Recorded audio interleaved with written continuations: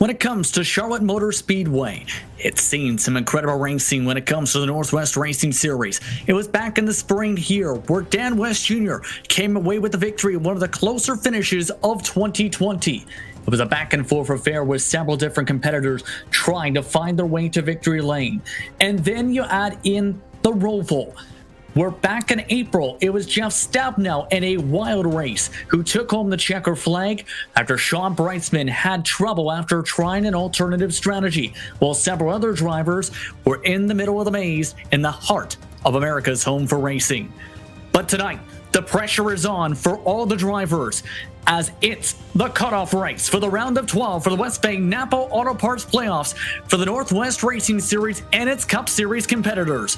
Welcome to tonight's coverage of the Northwest Cup Series for the virtual Charlotte Motor Speedway on LSR TV and CRN Sports. Tonight's coverage presented by Waltz Beer Co. and LSR TV as we get ready to go racing from Charlotte for 134 laps. Justin Prince, Greg West with Wesley Owen alongside of the pit lane. Charles Woodens in the director's seat for tonight's action. The last time we were here, it was an interesting affair, but this evening, the pressure is on. For many competitors, they're looking to carry momentum throughout the playoffs, but for others, they're looking for repeat performances from here in the spring. Justin, this is it. This is the cut-off race here tonight for the round of 12. For 4 drivers, their shot at the championship ends tonight. Which 4 are they?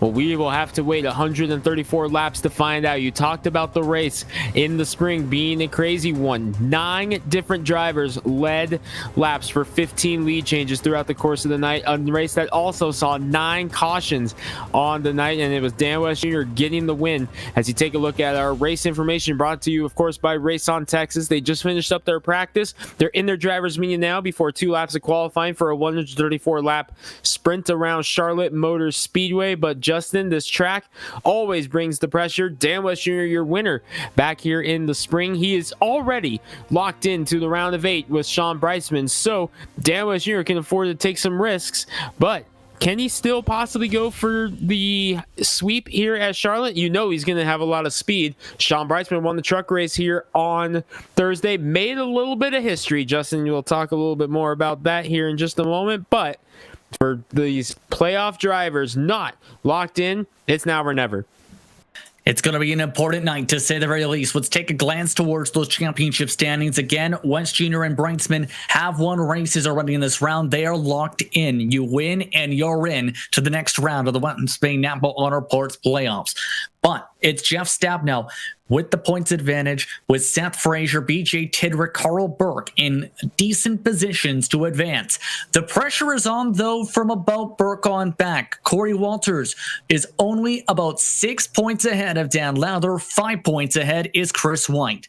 Lowther needs a little bit of luck to get himself into the top 8 with the speed we've seen Chris White have in the second half of the campaign. Stephen Paulison's had a rough round after being up inside the top 8 early in the round. He has dropped outside the top 9, enters tonight 10th.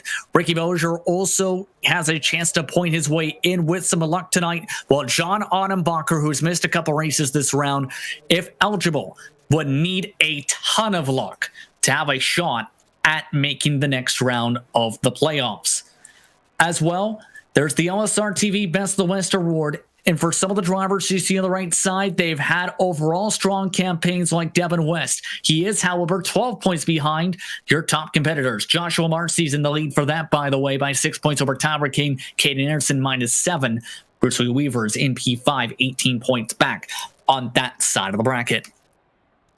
It's going to be... Go ahead, Greg. Sorry, Justin. I was just saying that was going on here in that one. And you talked about Devin West trying to close in for the best of the West, or best of the rest. He picked up a big momentum swing last week at Richmond, Justin. Winner last week of his first ever Northwest Cup race. So he definitely was able to close in a little bit on that. And we'll see if he can carry that momentum, because now that monkey's off his back. Now he can focus on getting as many wins as he can for the rest of the season to try to build some momentum towards next season.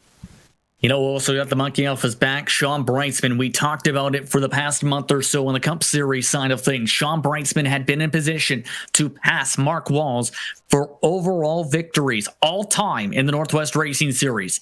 As you mentioned, he did that just last week in the truck race, Greg. How do you feel he will be tonight in the Cup Series race now that a bit of the pressure is off and he's now that all-time leader?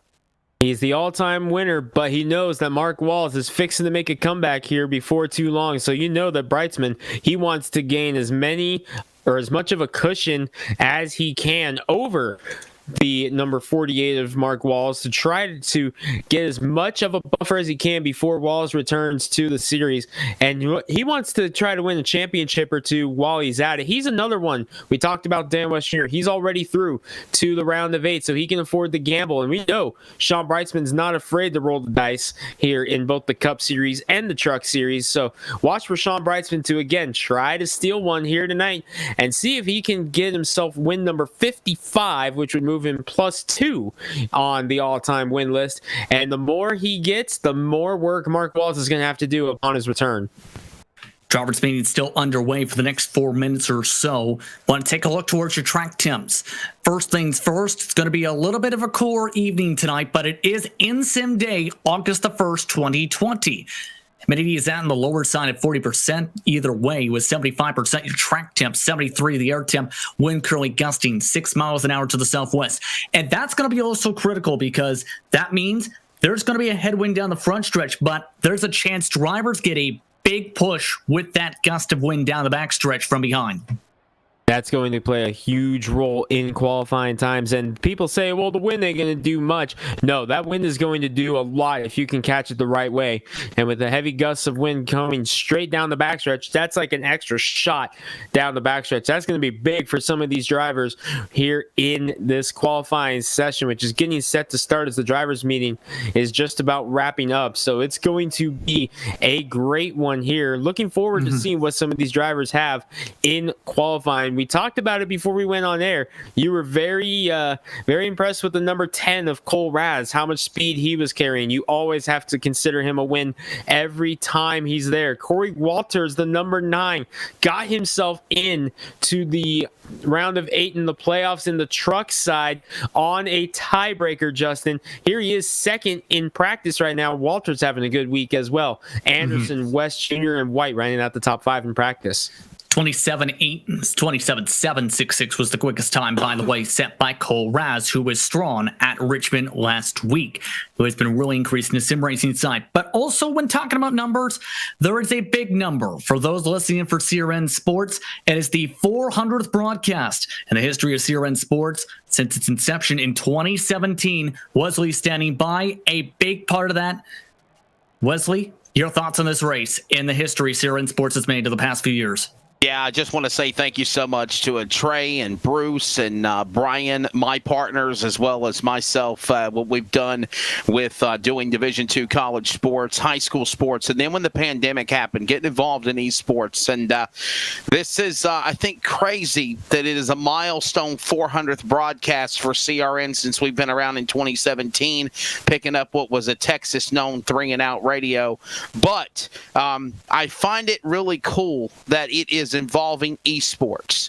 I believe, and I've said this several times to Greg and Charles, as well as you, Justin, esports has earned itself in the fraternity of motorsports, and I find it humbling and honored that an esports broadcast with our friends of the Northwest is the 400th broadcast. Anyhow, the tell of the tape here at Charlotte. A lot of storylines. You gentlemen talked about it. Can we see Audenbacher come back from 2 weeks off? Which, by the way, I found out that he didn't move. He went to NASCAR Championship 4 weekend at Phoenix. That's why he wasn't available for the last couple of weeks on vacation. But anyhow, he has to win. He's in that number 12 seed. Those stories you've talked about, I know we're going to talk about more. The Cinderella story for Dan Lowther. He's the first car out of the round of 8 to advance in 9th. We got to see what he can do.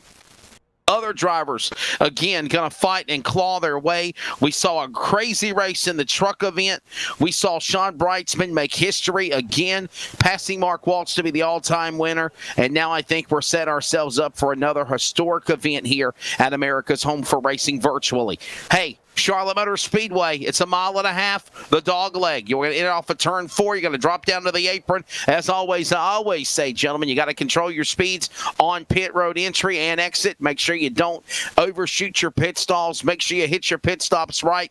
Right setups. Work great with your crew. And if you can pull this off, you can be the winner here at Charlotte Motor Speedway, right in the home of Race City, USA, just outside the Queen City of Charlotte and Concord. It should be a fun time. The final race in the round of 12. 8 go on to the round of 8. We'll find out tonight here at Charlotte. Thank you, Wesley. This is going to be a big race tonight. The pressure very much is on for these competitors. Still, drivers are in the midst of the drivers' meeting at the moment. The main thing being pressurized here is use your head, because tonight is critical for drivers to do that if they want to be able to keep the cars clean and in turn be able to qualify well, because guess what? The track is open. Qualifying is all set to get underway for tonight's action for the Northwest Cup Series here on LSR TV and CRN Sports. First driver out on racetrack is going to be Bryce Beatty for tonight in the 70 machine, as we are underway with less than 9 minutes on the clock. The Ford Mustang and the Ford Performance Racing School car off and away. And Bryce Beatty, he is going to be looking for some redemption, Justin. He had a lot of speed in the Northwest Tour presented by Joe's Racing Products last night on LSR TV. Connection issues dropping him out of the race before he could even get it started. So Bryce Beatty going to be looking for some serious redemption here tonight in the number 70. He had to fight his way through the B main, and unfortunately it did not work out for him. The connection issues ended his night. Looking for some serious redemption tonight, the Yakima, Washington native. 29 flat was his best time in practice, for reference sakes. Again, the best times were by 0.3 of a second quicker. Only 12 laps of practice for Beatty. Him, Autumn Bacher, Cameron Doyle, and a couple others are so far the first ones out of the racetrack. For Beatty, the Ford Performance Racing School machine comes across the first lap, a 29.3. Keep in mind, the second lap is usually the quicker lap, and he's looking like he's arcing it well, but not carrying the speed well.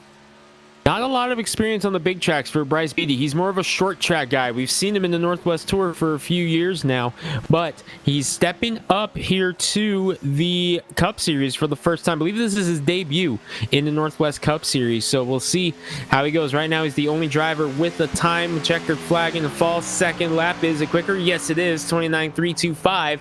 He will set the bar, but there is a lot of race cars behind him getting set to go. A couple of them just now making it in to the session, missing the driver's meeting, so they're going to have to start at the tail end of the field. We'll catch up with that in a moment. Joshua Marcy on track in the number 35, as you see James Vining, the Catman, rolling out for his qualifying lap as well.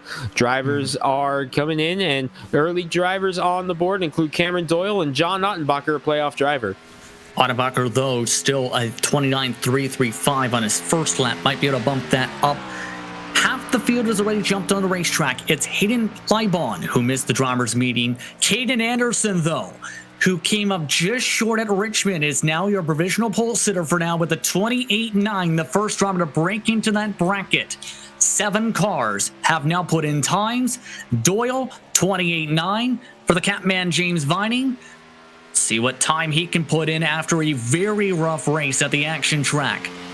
The Catman comes across first time at 29.3. That looks like maybe mid-pack based on this field tonight.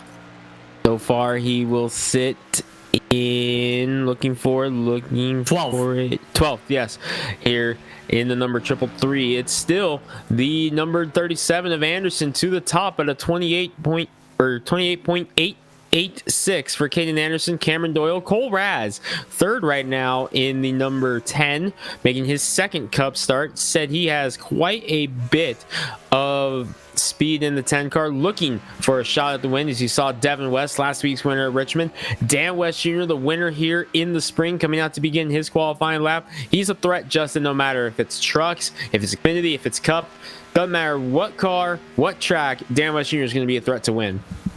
It was 137 total laps in that race back in the springtime in May of 2020. That was around Memorial Day weekend, just about, with 9 caution flags. The driver who started on the pole, Dan West Jr. One of your top qualifiers this season in West Jr. Now trying to build up the speed now in that 55. That was the warm-up lap. This is the first lap, and you can see to be quick in qualifying, you need to hug the bottom, be as close as you can to the blue line while not cooking the tires, but also carrying as much speed as you can. Some of the air drivers, they had to crack the throttle hard. He is 10 miles an hour quicker than some of the drivers who were in the 29-second flat bracket after the second laps. We're going to see some speed out of him. 28.912 goes third behind King, who has jumped in the second, and Anderson. So Tyler King, Racetrack King, suddenly he's up in the second position. A lot of speed out of him here this week. Playoff driver in the truck, still looking for that first Northwest Racing Series victory. A lot of speed in it. Here's Chris White with another new look on board. He is currently the bubble driver in the playoffs. 8th position in the playoffs right now. Got Wix Filters on board this week, the number 83. 5 points to the good over Dan Lowther. He needs a big race to be able to lock himself in as Dan West Jr. to the top of the board in car number 55.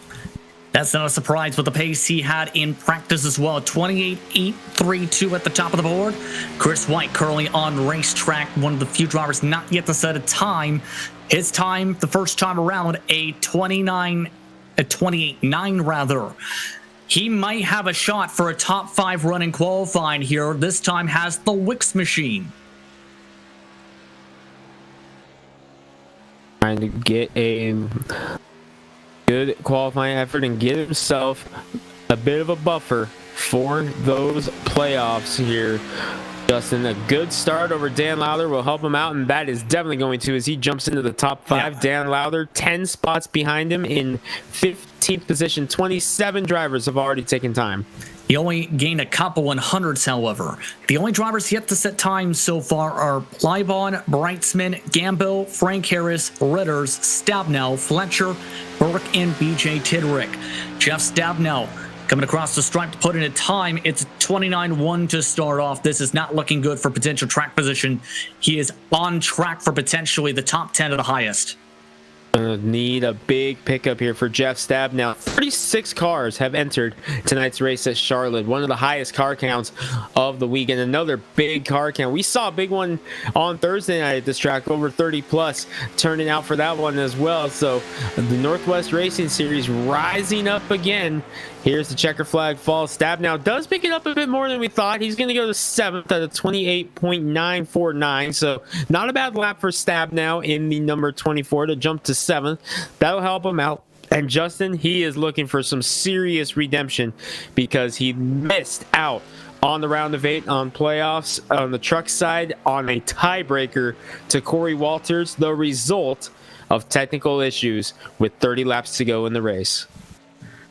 He's right now in potential position to lock himself in on points, though, just about entering tonight.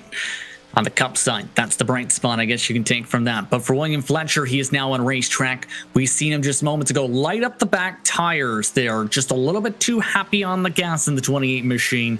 This is his warm-up lap, and you can tell you have to take the wall to build up speed and use that banking as a ramp to then pick up speed by the time you get to turns 1 and 2. Much like what you see on restrictor plate tracks, riding up near the wall for that entire first lap, build up as much momentum as you can get before keeping it down on the white line, or in the plate track case, the double yellow for the second lap. But we're not seeing that out of Fletcher here. You won't see him ride the line the entire time, but most times you will see him down on the bottom. I'm wondering if Fletcher is indeed going to do that here on lap number 2, as he was up near the wall on his first lap, as he goes 28th, 29.437. We'll see if he's going to take the lower line in turn 1. Yes, he does. So Fletcher going to look for a pickup here on lap number 2, Justin. It was a little bit quicker than Dan West Jr. was in the middle of the corner. We'll have to see if that does work. It is something that some of the eNASCAR Coca-Cola iRacing series have done. Use the top line of the first lap and go for a 1-lap flyer in qualifying. For Fletcher, though, he'll be the last driver to put in a time. It's a 28.994. That gets him up to just 14th, however. but he does get into the top 15, so a nice one there for the 28 of Fletcher. 31 drivers taking qualifying time. 5 of them will start on provisionals, including 2 playoff drivers here, Justin, Carl Burke and BJ Tidrick. It's now time to go off towards your starting grid. Drivers will now roll onto the racetrack. It's one of the larger grids of the playoffs so far. 36 drivers are set to take the field at Charlotte Motor Speedway. It's time to take a look at how they'll line up. Your starting lineup brought to you by ComServe Wireless as Dan West Jr. once again starts the pole tonight, his 8th pole of the season. He'll start alongside Caden Anderson, who came up just short in the fight for the race win at Richmond Raceway last week. Tyler King starts in row 2 tonight alongside Cameron Doyle in one of his best qualifying runs in all of 2020. Well, Chris White rounds out the top 5 at the 28.933. James Viney, the Catman, looks for redemption after having several issues in his last race, but Sean Brightsman improving from a rough practice session to a good qualified run in 7th. Jeff Stabnow rounds out the top 8. Brock Denny, back in the field tonight, was fairly quick at Richmond, starts in P9, while Bruce Wee Weaver, he'll try and look for redemption himself after being a top 10 car at Points of Richmond last week, Greg. Arizona State champion Cole Raz will roll off in the 11th spot with Stephen O'Hare to his outside. 3 truck wins, looking for his first on the cup this season.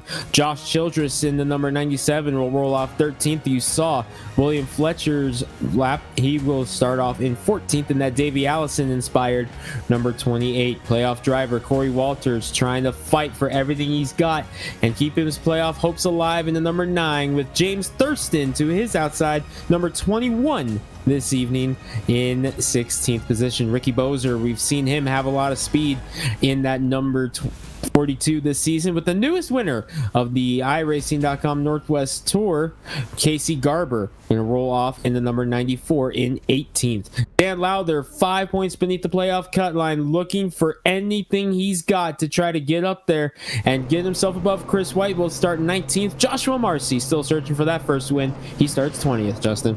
Several playoff droppers will start. Sub-top 20. Seth Frazier, 21st tonight, a 29.036. Devin West to his outside in row 11. Row 12, John Ottenbacher and Stephen Paulison.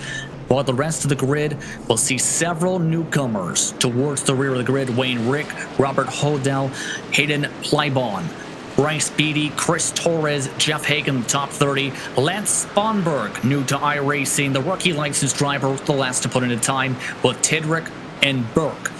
The playoff drivers who did not set times: Toby Ritters, Robert Gamble, Frank Harris, your 36 entrants. Wesley Utland standing by with your pole sitter. So Dan West Jr. has won 2 races in the round of 12, in addition to Sean Brightsman. And guess what? The 55 on the pole again. Dan, what's it going to take to win here at the virtual America's Home for Racing Charlotte tonight? I think we just need to stay out of trouble, stay away from these points guys so they can have a good finish, and just keep the fenders on it. All right, buddy. Well, listen, definitely, what would it mean to you if you could sweep all 3 races in the playoffs beside what Brightsman did? Oh, it'd be awesome. It'd be awesome, buddy. It'd be awesome going to that next round. We'll see what happens. Dan West Jr. ready to bring the field to the green. The final race in the round of 12. Green flag is out. We're underway from America's Home for Racing.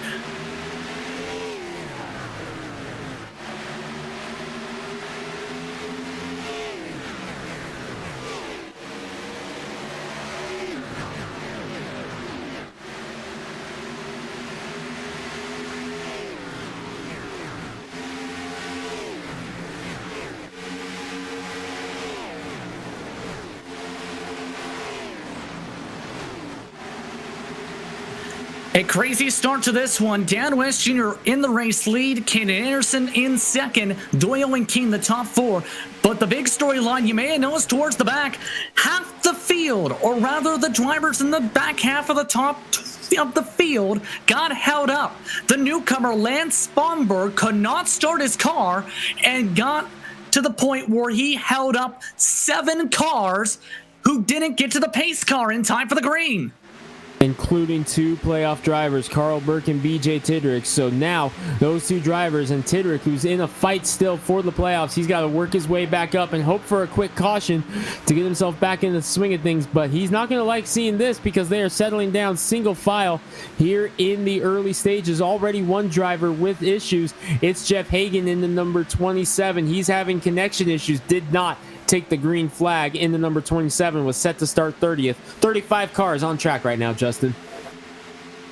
A good start overall for if you're the front of the field at the very least. Chris White currently looking to try and snake around. Most drivers, though, electing to keep it single file and save the tires. And one of the main things is with this tire model, we've talked about it a little bit before, but say you get too hard on the gas, say you lift and coast, it's important as well in how you react on the gas too, because if you react too quickly, let's say you go within a half a second, you press it down to the gas, or even a quarter of a second, that can burn up your tires and give them a shock to the temps.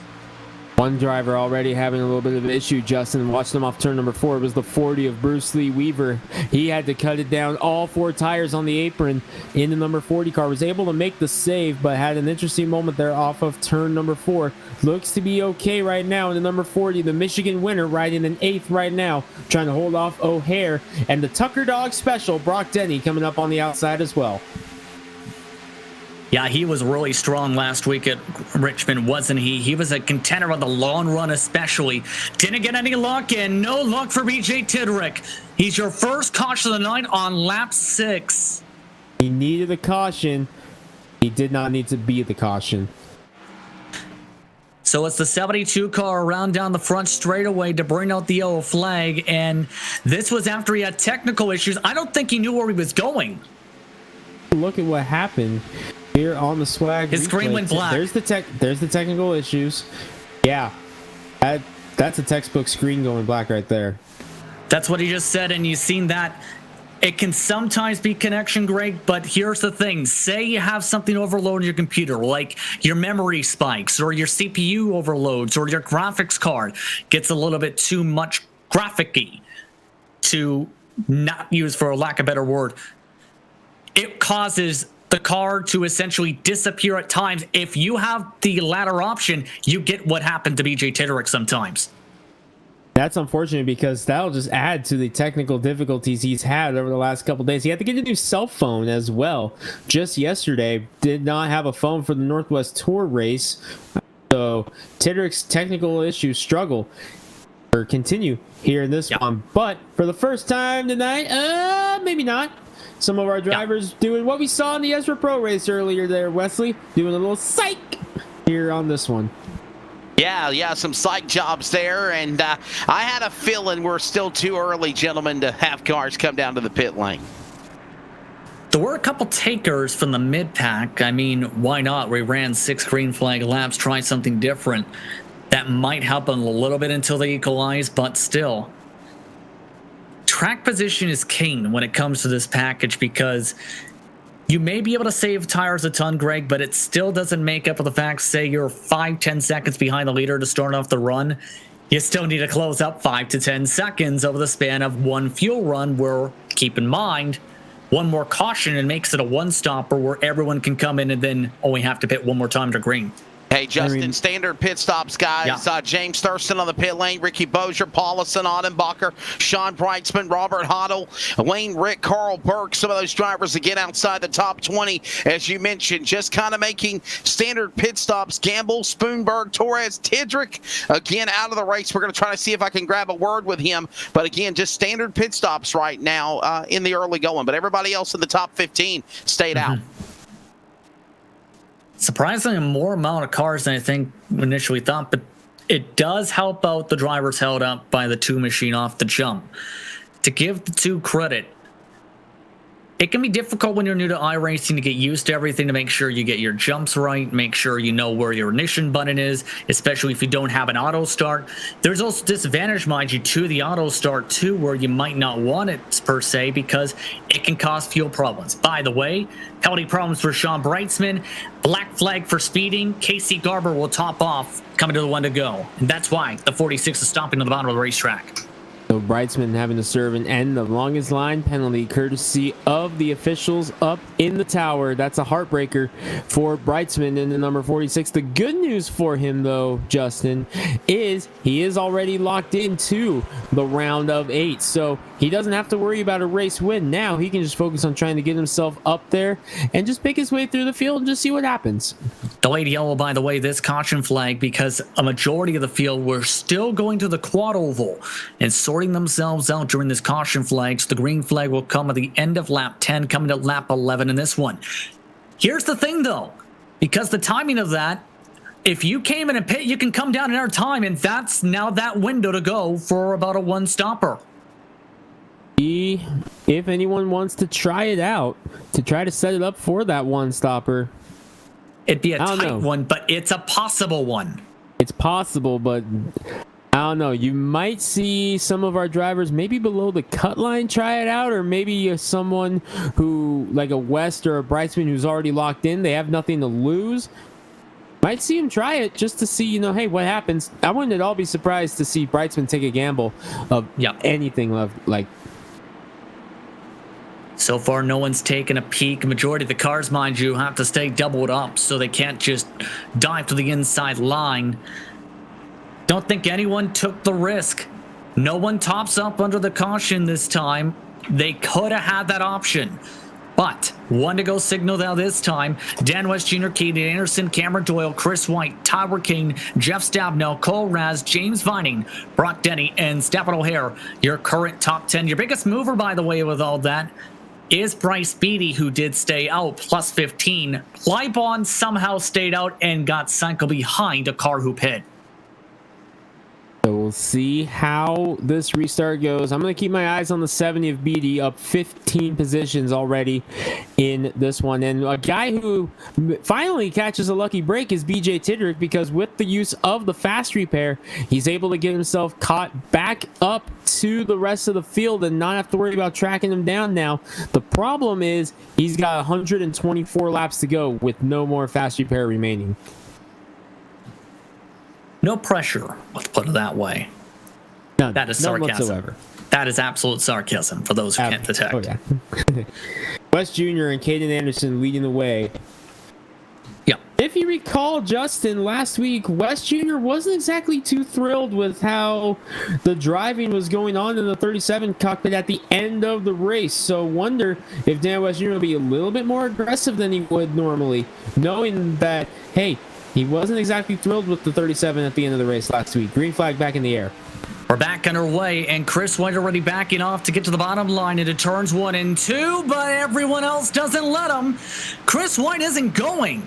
He might have missed a shift or something for him to be that bogged down off the jump. He's already been passed by several cars. Already falling back to Tyler King in the 44. Cole Raz next up. Jeff Stabnow kind of got pinned behind him there. Not going to be able to do much with him in the 24 for now. Cole Raz trying to get to the inside of Chris White and clear him. As this is going on, Kaden Anderson with a big run on the outside looking for the race lead. Side by side into turn 1. Dan West Jr. on the bottom side. Kaden Anderson trying to run the middle of the racetrack. All while Cameron Doyle trying to follow the tire track to the 55. Better run off the corner, though, for the Harvest Chevrolet. Effective Web Solutions machine on the bottom side. Still looking to scrap as Anderson is in a better spot as they get ready to come off into the quad oval. Yes, Kaden Anderson to the race lead. Aggressive early. Anderson taking the race lead. I'm checking in with his teammate Hayden Plybon in the number 57, the driver who missed the drivers meeting, already up 10 positions, Justin, from 27th to 17th. He was 16th, but Bruce Lee Weaver was able to get back around him. So Plybon keeping an eye on him as he tries to charge his way through the field. Yes, indeed. Again, he did not pit, so he's having a race with drivers on fresh tires, and he's saying hello to the wall. Contact to the right side of the race car against the safer barrier opens up the door for the rest of the fresh tire drivers to try and make the moves. Devin West looking to make the pass as a result. James Thurston, who's driving the 21 as a result of Sponberg being in the field, trying to let it get on by next. Your race leader still single filed out for the time being, though, but keep an eye, I think, on the number 10 of Cole Raz. He's attacking for P4 off of turn 4. Keep your eye on Cole Raz. He is going to be a threat in this series for years and years to come. And Justin, I talked to him a little bit. When he got word that he was indeed eligible for this series and the Northwest Tour, of course, but when he got word that he was eligible for this series to run Cup and Trucks, he was ecstatic and chomping at the bit to get out here and show his talent in that number 10 car. And he's doing just that here in the number 10 car, up to 4th right now. A lot of speed, was up in contention for the win at Richmond last year. He's the Arizona State champion for NASCAR. Keep your eyes on him in the future, especially if he runs a lot more sim races. Usually when you have real world experience, that's seen as a very big asset because you bring the knowledge to the team to help your drivers on setups, as well as the racecraft, as well as usually that natural progression. A lot of the top drivers have short track racing roots on the iRacing service who run with the pros. That is where a lot of drivers get their experience and get their practice for the real world, is the iRacing simulator. And that goes back not just for iRacing, that goes back all the way to the predecessor to iRacing. A lot of people will know it as NASCAR Racing 2003 season. That was the predecessor to iRacing. Oh, we got problems. James Vining around in the 333, and we go yellow for the second time tonight. A big wreck in the backstretch. Oh my goodness. Several drivers involved, Vining with significant damage. Carl Burke is in it. Sean Brightsman among the drivers having to weave through the damage. Let's take a look at the replay as for the second time we're under yellow. And that was in a fight with some trouble in front. That was, I think, Denny, who got loose and caused the checkup as Bruce Wee Weaver gave him a shot from behind and sent him spinning right into Carl Burke. Carl Burke, playoff driver. I think I saw Sean Brightsman in there as well. I saw several other cars getting caught up in it as well. There's Casey Garber squeaking through.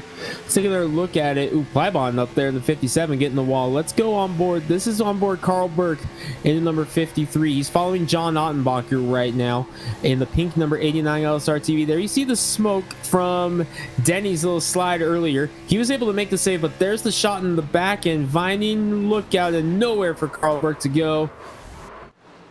Just gets collected. There is Toby Ritters, the 23. I believe I saw Frank Harris down there. There's Hayden Plybon, the 27 caught, or the 57 caught a minute. And there's Garber squeaking through. There goes Brightsman. So it was not Sean Brightsman that I saw that was caught up in. We'll have to see if maybe we can get a look from our aerial coverage presented by All American Pools to see if we can get a look at who that was caught up in the incident. Right before that, too, you can see with the aerial look, there was about to be a battle for the race lead. Dan West Jr. had the run to pass by Anderson after saving his tires for a few laps.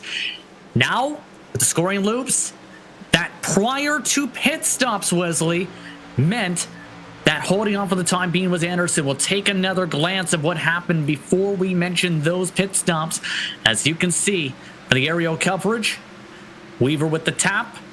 Up the track goes Vining, and right there, Burke, Frank Harris, several others ping-ponging around. Plybon also involved with significant damage. Also missed his pit road box for good measure, Wesley. Yeah, going to check in on Carl Burke as well as James Vining here in just a minute. But, yeah, the whole cavalry just came down the pit lane. The ones inside the top 15, top 20 for that matter.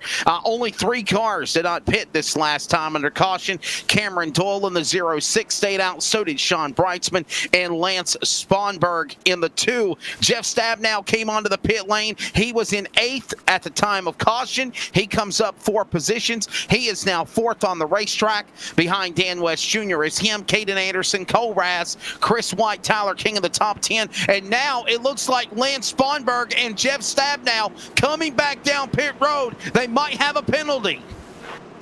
So second time around, they come down. Yes, this is their second stops overall. So this is going to be intriguing with Sponberger running in his pit box. Stabnow trying to roll in here for what appears to be a decision to go maybe towards the back of the field here. That's right, guys. No penalty. No penalty on Jeff Stabnow. He's just going to make another 4-tire pit stop, fill up the tanks, possibly could go to the finish of this race as he is right back down and away. I'll find out the information on Burke and Vining here in just a moment. Dave Vining having to let cars go after all that. Man, what a start to this race. We're on lap 20. We've already had a crazy start after a driver stalled it down to the front straightaway. We've had a crash involving several playoff drivers, and you've had a playoff driver beat the caution. What else can go wrong? Leslie, what else can go wrong? Hey, we got James Vining, the Cat Man, in the 333. You know, our colleague Greg is having problems with cats. Justin, you've had your fair share, James, as well. What's your take of what happened on your car 333 tonight? Did the cat attack you? No, there was a wreck in front of me, or going to be a wreck. I checked up for it, and the people behind did not check up. So how badly damaged is the car? You have to do a reset? It was bad. It took me a whole lap to get to the pits, and I had to use my fast repair, so now I'm a lap down. Oh, man, a tough break there for James Vining, but he will stay in the race, Justin. That is James Vining, the Cat Man. And again, Greg has been having problems lately with his cat attacking him during his esports broadcasting. Yeah. Penny. Let me put it this way. Cats are interesting creatures, especially when it comes to broadcast. But here's the head scratchers. Doyle and Brightsman both stayed out. Doyle has not pit yet. Brightsman already pit once. This is a decision. That is definitely going to be an interesting fallout of this one. Not sure what is going to happen here on this restart. Much like what we saw with the Ezra Pro race earlier, already a lot of interesting pit strategies here in this one early. Have to see how it goes. And Cameron Doyle into the 06, the pole sitter, might be having a little bit of connection issues. Wesley, a quick update. Yeah, understanding Doyle might be having some problems. We'll get a check on that here in a few moments. And I just spoke to Carl Burke. Definitely dejected. He was not happy. He had declined to interview on the broadcast and just says, I had to do a fast repair. I got to do a lot of ground to catch up and make up if I want to advance into the round of 8 for the West Bay playoffs. Justin, back to green. Green flag's back out indeed. And drivers on older tires in front already checking up in several different positions as a result. Crash at the back of the field. Spomberg and Stabnow among the drivers spinning into the infield. No caution flag. Robert Hodel is also involved. Caution is now out. And there's a crash in turn 2. Seth Frazier's in this one. Another playoff driver, Seth Frazier, involved here in this one. There's Brock Denny in the 64 getting back up to speed. See what happened here on a swag replay. There's Denny, the 64, the Tucker Dog Special. Trying to get up there, 3 wide up there in front of him. I see a blue playoff banner. That's Stephen Paulison. Oh, Ricky Boser slides up into Stephen O'Hare, and nowhere for Brock Denny to go. Tucker couldn't get him through that one. Does a 360. Gets it going, but Brock was able to make one heck of a save earlier. Yeah. He was kind of bummed. He was kind of giving me a little bit of a hard time under that caution on the radio. He had got a hold of me. He's like, hey, where was my props for that save? He did a phenomenal job making that save. Unfortunately, nowhere for him to go this time. The crazy thing is, that just bailed out Stabnow with his incident. He might have to get some damage repair, obviously. But they weren't going to get the caution with where they were at on the racetrack in the middle of the quad oval grass. And Stabnow catching a break. Our playoff drivers are off to, you can say, interesting start here in this one, Justin, as it seems like our playoff drivers are either up at the front or having problems at the back. We've seen problems for Burke, Tidrick, Stabnow, Frazier, among others in the playoffs. This is going to turn the playoffs on its head if these guys aren't careful. Brightsman, another one, having issues. Drivers on pit road, Wesley. Yeah, there's drivers coming back down to the pits. Very busy activity here. Brock Denny just caught up in an accident. Stabnow as well, getting a checkup to see what's going on with those cars. Stephen O'Hare in a precarious position than normal. He's back in 28th. Ricky Boser. Seth Frazier, another driver. Torres, Tidrick. We mentioned all these drivers that, for the most part, that are in contention. This can really shake up the shuffle of points in this final race in the round of 12 for the West Bay Napa Auto Parts playoffs. Jeff Stabnow going to try to grab him in just a moment, find out what happened to him in 24. As again, gentlemen, some of these drivers that really need to have good runs in the top 12, mired in the back. The good thing is it's still early going. There's still 110 laps to go, absolutely. So there is a lot of time to still recover. By the way, West Bay Napa Auto Parts is located in Silverdale, Washington. You can find them at 9331 Silverdale Way Northwest. They open at 8 a.m. Tuesday Pacific. Give them a call at 360-692-2924 for all your auto parts needs. 110 laps to go. Doyle still on old tires in the race lead. Dan West Jr. was the first of the freshies to get through, along with Cole Raz. Brightsman shuffled to fourth. Anderson, your top five at the moment. Meanwhile, though, one of the drivers who had a good points cushion entering tonight, Jeff Stabnow, is 29th, Wesley. So here's the deal. Jeff Stabnow having to pit twice. First time, overshot his pit box. I thought he might have had an EOL penalty. He did not. He overshot his pit box, had to come back, go to the back, have to make a pit stop. And then, Jeff, what's your take of what happened being caught up in the wreck? You know, there's just a lot of cars out here, and you got a lot of guys in the back that I don't know if they're trying to jump the restarts or not, so you just get these big checkups. Everybody tries to go early, and then they got to slam on the brakes, and it kind of accordions through the field. And I don't know if we had guys in the back that were trying to time the start lane back or not, but whatever it was, the combination just it wasn't good. I'm dead. So obviously, we know you're out of the truck championship playoffs, but you're in the number 3 seed going into this race. Do you feel like if you continue to have a bad luck night here at Charlotte, that you could probably transfer in to the round of 8 by virtue of points? Yeah, I think top 29, even if somebody outside, if I remember right, even if somebody outside the, wins and changes that cutoff line, I think a top 29 still gets me in there. So, the goal tonight's just to finish. Hopefully we don't get a server drop like we got last week with the trucks. But I think if we can finish anywhere lead lap or close to it, I think I'll be in okay shape. So we'll try not to do anything too stupid. And I will tell you this, Justin, he's a lot more calmer than he was a few moments ago when I got his thoughts about what went on. Not going to use the words that was used, but he's in high spirits. And again, still a lot of racing left to go. Always a great energy of Jeff Stabnow, not giving up here in this final race in the round of 12. Boy, I can't wait till our producer gets those sensor buttons ready for us. We talked about that on the Ezra Pro race earlier today, Justin. Thank you very much, Wesley. And yes, indeed, sensor buttons very important. But once again, looking to say beep beep is currently Cole Raz. He is in P3 on the bottom line. It's old tires, though, bringing him to the green flag on the inside. And Cameron Doyle, Dan West Jr. is in P2. Sean Brightsman, who's also on older tires, not as old as Doyle's, is in 4th. Anderson and King, row 3. Row 4, White and Marcy, who's up 13 spots now with 2 pit stops already. White, Weaver, Childress, your top 10 drivers at the moment. iRacing pace car off of turn 4 once more.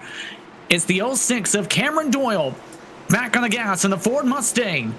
We're back underway as he holds them right to the end of the restart box.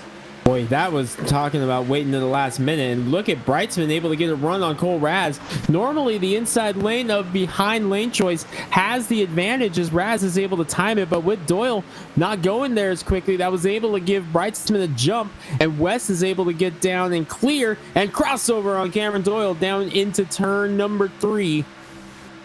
And West trying to run. Got it. Dan West Jr. back to the lead. When you're on 20 lap older tires than the rest of the field, that's what can happen. Drivers have much more grip on the bottom line. The fresh rear does not balance that out quite yet. Dan West Jr. and Raz are already through.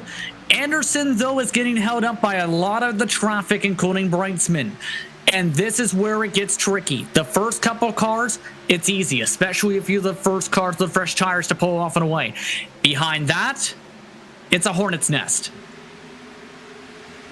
And Hornets Nests scare playoff drivers, Justin, because we have already seen quite a bit of interesting stuff happen to our playoff drivers. Quick update on that battle that was coming in for the final transfer spot. Dan Lowder in the number 63 was 5 spots out of the playoffs when he took the green flag.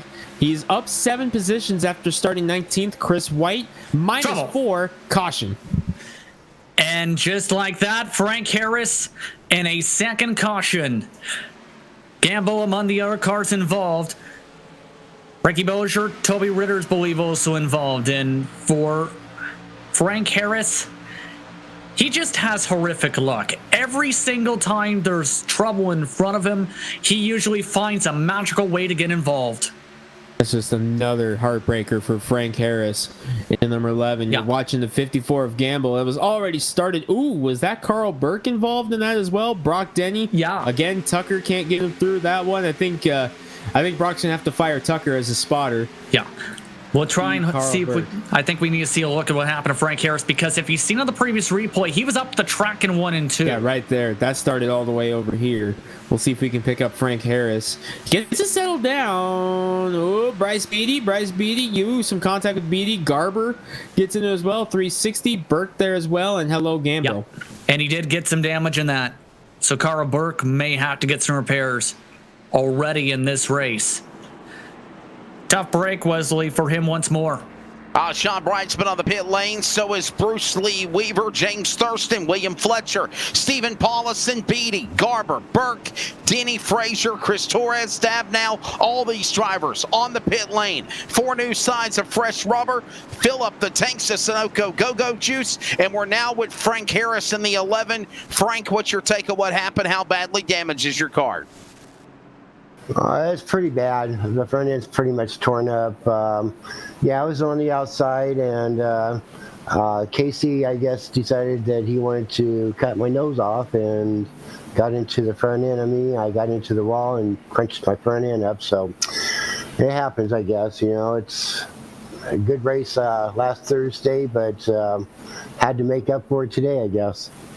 Elaborate on this, and suffice to say, I don't want to say anything that's bad or detrimental, but we're seeing so many new names in the last week or two that are running in the Northwest Cup and Truck Series, besides veteran drivers like yourself or Dan West or Stabnow or Brightsman. Is there maybe not a lot of experience that might be causing this wrath of caution so early in the going? Yeah, 10-4. It definitely has a lot to do with the rookies that are trying to make a name for themselves, you know, early on with their racing career with Northwest Racing, and they get too anxious and they don't watch out for the ones that do drive fast, and that's what happens. You know, they think that they're going to make a name, and they try to run the car as hard as they can. Always a class act to talk with you, Frank. Thank you very much for your time, bud. Yeah, 10-4. That's Frank Harris, gentleman in the number 11 machine, of course, part of Da Vinci Racing. We talked with James Vining and his problems earlier as well. Still got cars on the pit lane for service repairs. Bryce Beatty, Casey Garber. Of course, he's coming off of that big win last night. Then you have Wayne Rick and Robert Gamble, all these guys having to have service being done to their cars. And again, Justin, I wonder if we can just kind of reiterate or still elaborate on that. So much young talent here, new drivers on our rosters that we haven't seen in the last couple of weeks. And that's a veteran driver side of it. And, of course, we also heard Stabnow side of things as well. He's in the playoffs. Harris is not, but he's earned his right to run in the Northwest Cup Truck Series. Yes, indeed. He absolutely has, Wesley. He is back in about 25th position. Of note, Brock Denny has already reached the point where he will have to serve a drive-through penalty for incident points. We're on lap 32. You get to that point from 16 incident points, then get a disqualification if you get to 20 for tonight's race. It's not looking good if you're a fan of the 64. Also, Lance Bomberg ended the longest line penalty. He is somebody who has made a couple starts in the past in the World of Outlaws in the 2000s in the sprint cars trying to make starts. He is based out of Washington State, runs in various dirt races still at the moment. So, a couple drivers having some really rough races. Yeah, Sponberg just out there trying to get a start under his belt, trying to stay as clean as he can here in this one. For Brock Denny, you're going to have to fire Tucker on the spotter stand. You're going to have to maybe get some of the other Northwest Thunder teammates. Now, for those of you wondering, Tucker is Brock's dog, who, if you ask anybody who goes to a racetrack in the Northwest, including Brock himself, he will be the first to tell you Tucker is more popular than Brock himself. And that is indeed the case here on our team, as Brock's one of my teammates. So he's got Tucker up there spotting for him tonight. Unfortunately, not going his way. I think Brock's gonna have to fire poor Tucker and have him go back to the car chief role, and we're gonna get ready for next week for Brock Denny. Let's get ready for a restart on that note. An additional independent line penalty also given to Chris Torres this caution. It's been an eventful one, especially for the mid-pack in this one, but for Dan West Jr. and Cole Raz, they have been two of the stars of the night. Caden Anderson has also led laps. Cameron Doyle is still in third on the old tires. He's the only person not yet to pit. We're back on our way. 101 laps to go this time. Great launch for Dan West Jr. Raz caught sleeping, but gets to the bottom quick. Cole Raz able to get down in front of Cameron Doyle. By the way, great performance for Cameron Doyle tonight in the 06, the Wenatchee driver here in the 06, having a nice job battling up with Caden Anderson right now. Anderson in third, the Las Vegas winner. Dan West Jr., many wins on the season, including here at Charlotte in the spring. Cole Raz, just his second career start in the series, up in second. Josh Childress, another Wenatchee driver on the outside of Cameron Doyle. He clears him for fourth. Among the hour drivers having to come down for penalties, Carl Burke having to also come down the pit lane at the moment. So several competitors now with incident limit penalties. If they're in another crash, another 4 incident point total from hitting another car, they are done for the night. Battle for the lead, Justin. Cole Raz, the Arizona State champion, going after another driver who made his name on the dirt tracks of the Northwest, Dan West Jr. in the number 55 as they come through. Raz has the spot in front of him, but West Jr. coming up on the outside. It was just announced last week that Cole Raz is going to run the full SRL Southwest Tour, but he lives in Lake Oswego, Oregon. He is eligible for the Northwest Tour Racing Series, and he's going for his first win right now, trying to battle it out with one of the best in the game, Dan West Jr. He was one of the most dominant drivers at Richmond last week, but it was the luck of the calls for strategy. Still cannot find a way past Dan West Jr. quite yet. The Tucson Motorsports Incorporated driver has been quick on corner exits.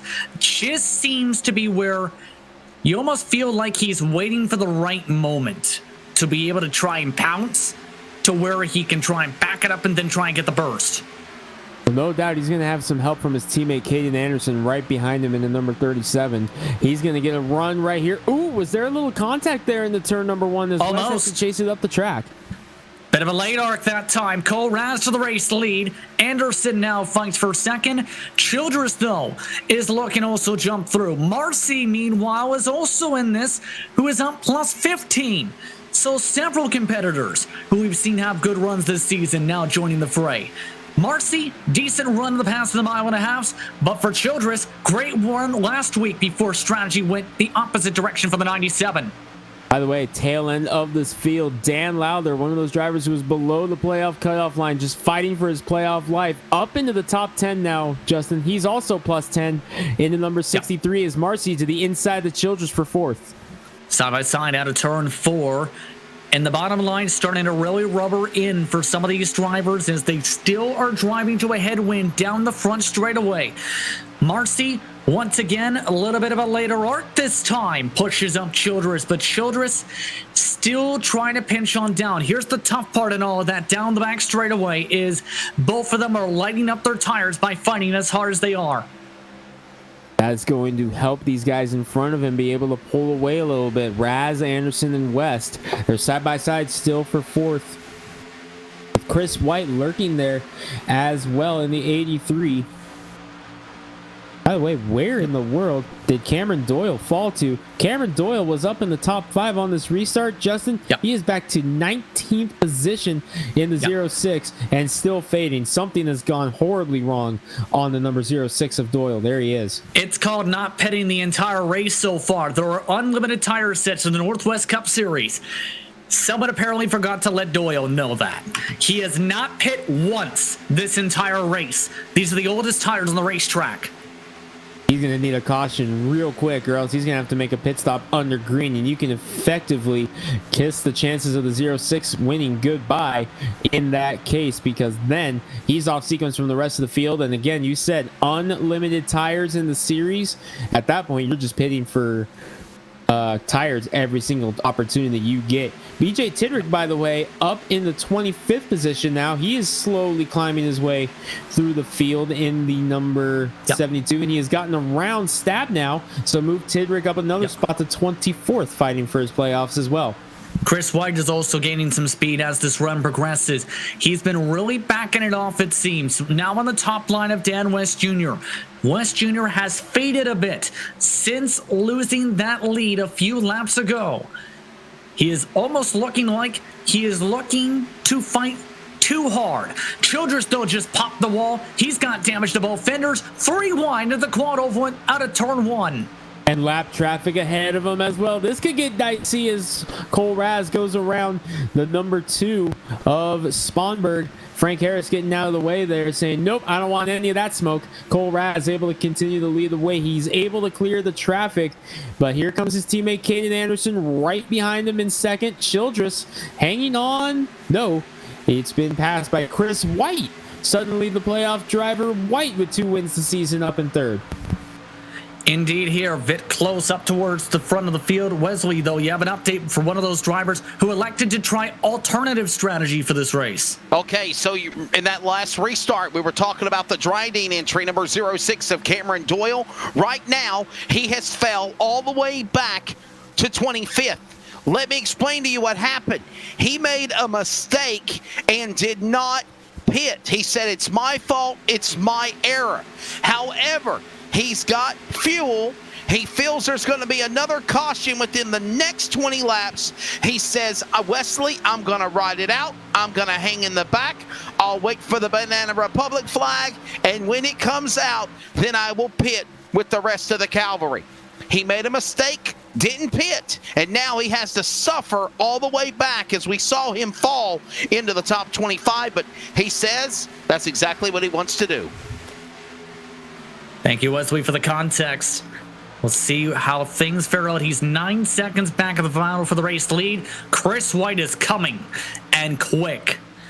Still can't find a way around Anderson or Raz quite yet, but he is one of the quickest cars overall on the racetrack. Yeah, Chris White in the number 83 coming in a hurry. Started 5th, has fallen back, had some issues. Fell back out of the top 10 at one point in the number 83, but here he is back up to 3rd. He's going to take a shot at Anderson right now in the number 83, but Anderson able to shut the door. West Jr. has been able to settle things down. Marcy right behind him in the number 35, but look at Cole Raz and Anderson working together right now. And Anderson trying to stay with Raz. Do what he does to keep the 83 of White at bay right now. They're able to open up a little bit. They're off of turn 2. Nice run for the 2 of them. Going through 3 and 4 this time by, in fact, right now, as Anderson looking like he's trying to back it on down, not push the issue on his teammate quite yet towards the front of the field. Drivers like Chris White, it's a matter of how hard they may be pushing. Your front runner group has 10 cars in it, by the way. That's all the way back to Seth Frazier, who was involved in a few caution flags already tonight, who's up plus 11 and running in a 30.6 as the leaders, 30.8. Frazier again was caught up in that incident earlier in his number 32, the Pallbearers Funeral Home Mustang. Right now, he's just trying to ride it out and see what he can get up in the top 10, trying to get as many spots as he can. Following Sean Brightsman, another one of those drivers. Remember, Brightsman, he's already locked in. He's already through to the round of 8. He can afford to gamble right now, and I wonder if that's exactly what he's doing, trying to charge his way through the field. Watch for some pit strategy on the 46 at some point tonight. And here's the thing, for one, he's definitely good to make an only one green flag pit stop from here if it goes to that mark. Two, he's got some of the freshest tires on the racetrack. He pit with several of the cars involved in caution flags. Everyone else who's on his strategy is about 17th or 16th on back on the racetrack. So Brightsman trying to utilize those tires in the battle for P7 against O'Hare. Just can't get to the inside quite yet. The closest battle still is the race lead. 7-10 separate the top 5 cars. The top 17 are all essentially within red boxes, back about 5 seconds. Devin West also in this mix as well. He has fallen back to 10th, though, as both Brightsman and Frazier were able to get away. Here we The go. winner last week at Richmond. Race lead is now underway for the fight. Anderson to the bottom side, taking a peek now on Cole Raz, looking to make it a little bit difficult for the Arizona driver. Big send for Anderson, nearly smacks the door of the Tucson Motorsports Incorporated driver. The Harvest Chevrolet back up towards the race lead. He gets a lead lap of the stripe, side by side as well for P3 with West Jr. Chris White into turns 1 and 2. West Jr. deciding to go time once again, but Anderson going to get around Cole Raz. Those two are teammates and best of friends here tonight. Anderson actually did that paint job. That car rolled fresh out of the shop with the new wrap on it to the track at Richmond last week. And Raz trying to get it another top 5 here tonight. But boy, Cole Raz trying to put the pressure on Anderson now as he gets the lead. Caden Anderson, the Las Vegas winner, trying to get win number 2 on the Cup Series this season. West Jr. almost ran over the back end of Raz, and that really checked up Chris White and shuffling him back to 5th. That also checked up the rest of the grouping by about half a second from your top 3 as a result. Now it's the matter, though, of how do they play it out, Anderson and Raz, because Anderson's now got the clean air, and Raz has the problem of pressure with West Jr. looking to bump draft him down the straights. Got 2 drivers with 1 win combined and one of the winningest drivers in series history right now. Trying to put the pressure on him in 3rd, but Justin, look who has just climbed up into 5th, the all-time winningest driver in series history. Sean Brightsman just got around Chris White for 5th. He's your quickest car on the track, upwards of a 10th to 3/10 compared to some of the cars. It's the matter, though, of when do the tires equalize for him? He has to get by Marcy and then close up to the battle going on for 2nd. Raz to the outside, West Jr. to the inside in 1 and 2. The 55 of Dan West Jr. looking to try and start to pounce. This could allow Wrightsman along with Marcy to close back in.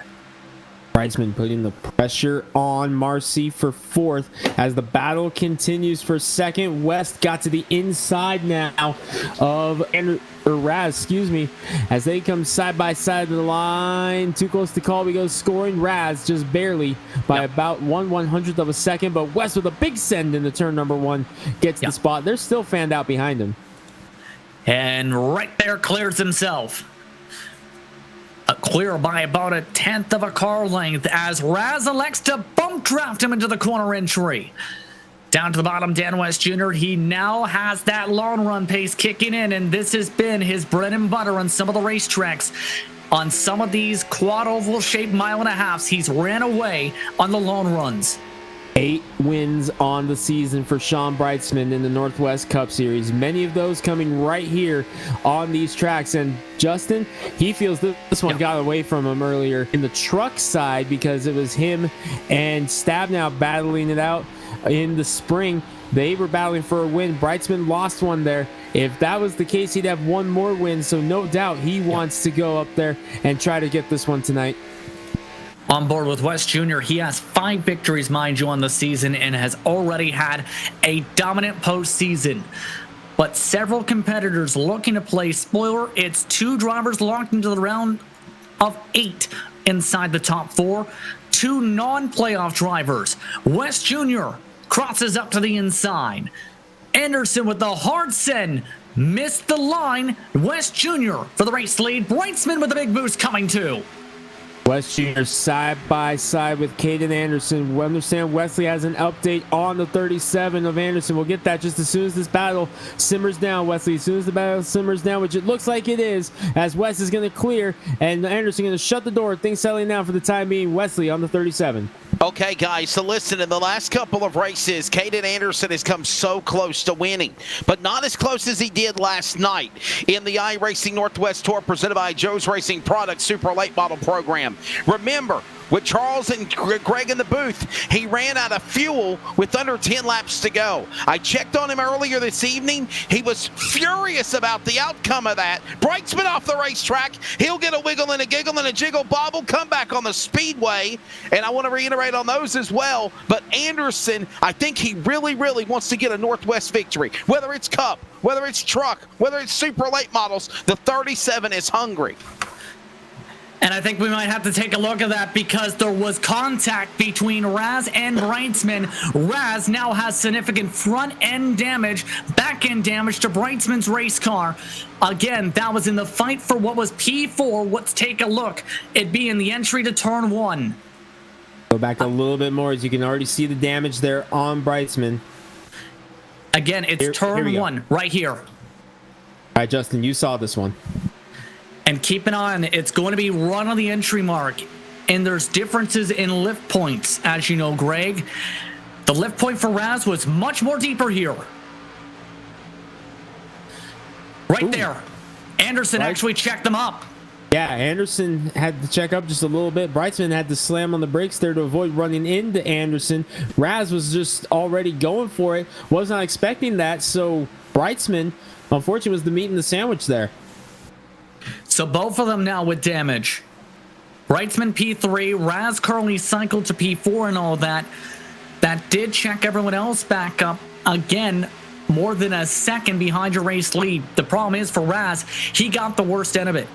He's got front grille damage. Brightsman got away with just a little bit of the back end damage. That means drivers like Frazier might pass him in fast. So Frazier is coming in the number 32. By the way, he is another driver who's trying to lock himself into the playoffs, trying to bring Devin West with him. He got around Chris White as well into number 83. The problem's continuing for Chris White. By the way, Cameron Doyle also had to come down pit road. The tires finally became too much as you see him there on the outside of the 83. He had to come down pit road, finally get those new tires. So what's that going to do, Justin, to the pit strategy for this? Because Cameron Doyle now off sequence with everybody. Now he needs it to go green first of all, I think, Greg, because here's the thing. He can't make it on a single tank of gas to the end of this race. 70 laps would be the distance he'd have to go. He's outside that realistic mark to make it by about 6 laps. So that could be critical, where he needs a caution after everyone hits. The bright side is, depending on the traffic, he might cycle as the race leader in this. It's been a crazy one so far. Dan West Jr., Caden Anderson, Sean Brightsman, your top 3. Raz now under attack by Seth Frazier. Raz under a lot of pressure right now, trying to hold on and make it to a caution to use that fast repair. Yep. Hold on to as many spots as he can, because it is going to be wild. If he can't get there before too long, he's going to lose a lot of ground. Wesley, you're standing by. So, here is another sample of my good, the bad, the ugly. The good is the driver of Caden Anderson. Maybe a little damage on the rear end of the 37 car from the contact from Raz. The bad is the driver, Sean Brightsman. Sean Brightsman is understanding he's got some damage on the front grille. The ugly, the meat in the sandwich, Cole Raz. Damage on the front, damage on the back. Car is tightening up. He prays for caution. There you go. Indeed, it's been now top sledding all of a sudden for the 10 after being a contender. It seems like Cole Raz, I wouldn't be surprised, Greg, to see him in victory lane. The luck hasn't gone to his side. Last race, it was time in a caution flags and pit strategy. This week, it's a stack up on the corner entry with drivers trying to save tires compared to the drivers pushing. what that's doing, Justin, with all that luck. It's just getting him more and more hungry for that first win. Remember, this is only his second start of the season, but the speed that he has shown in the number 10, he is going to show that he will win a race in this series, maybe even before the season's over. We've only got, 4 or 5 races left after this one tonight. Next week we go to Iowa, short track. By the way, Cole Raz picked up the win in the Northwest Tour Development League race last Friday night at Iowa. Knows how to get it done at the 7/8 mile track where we head next week.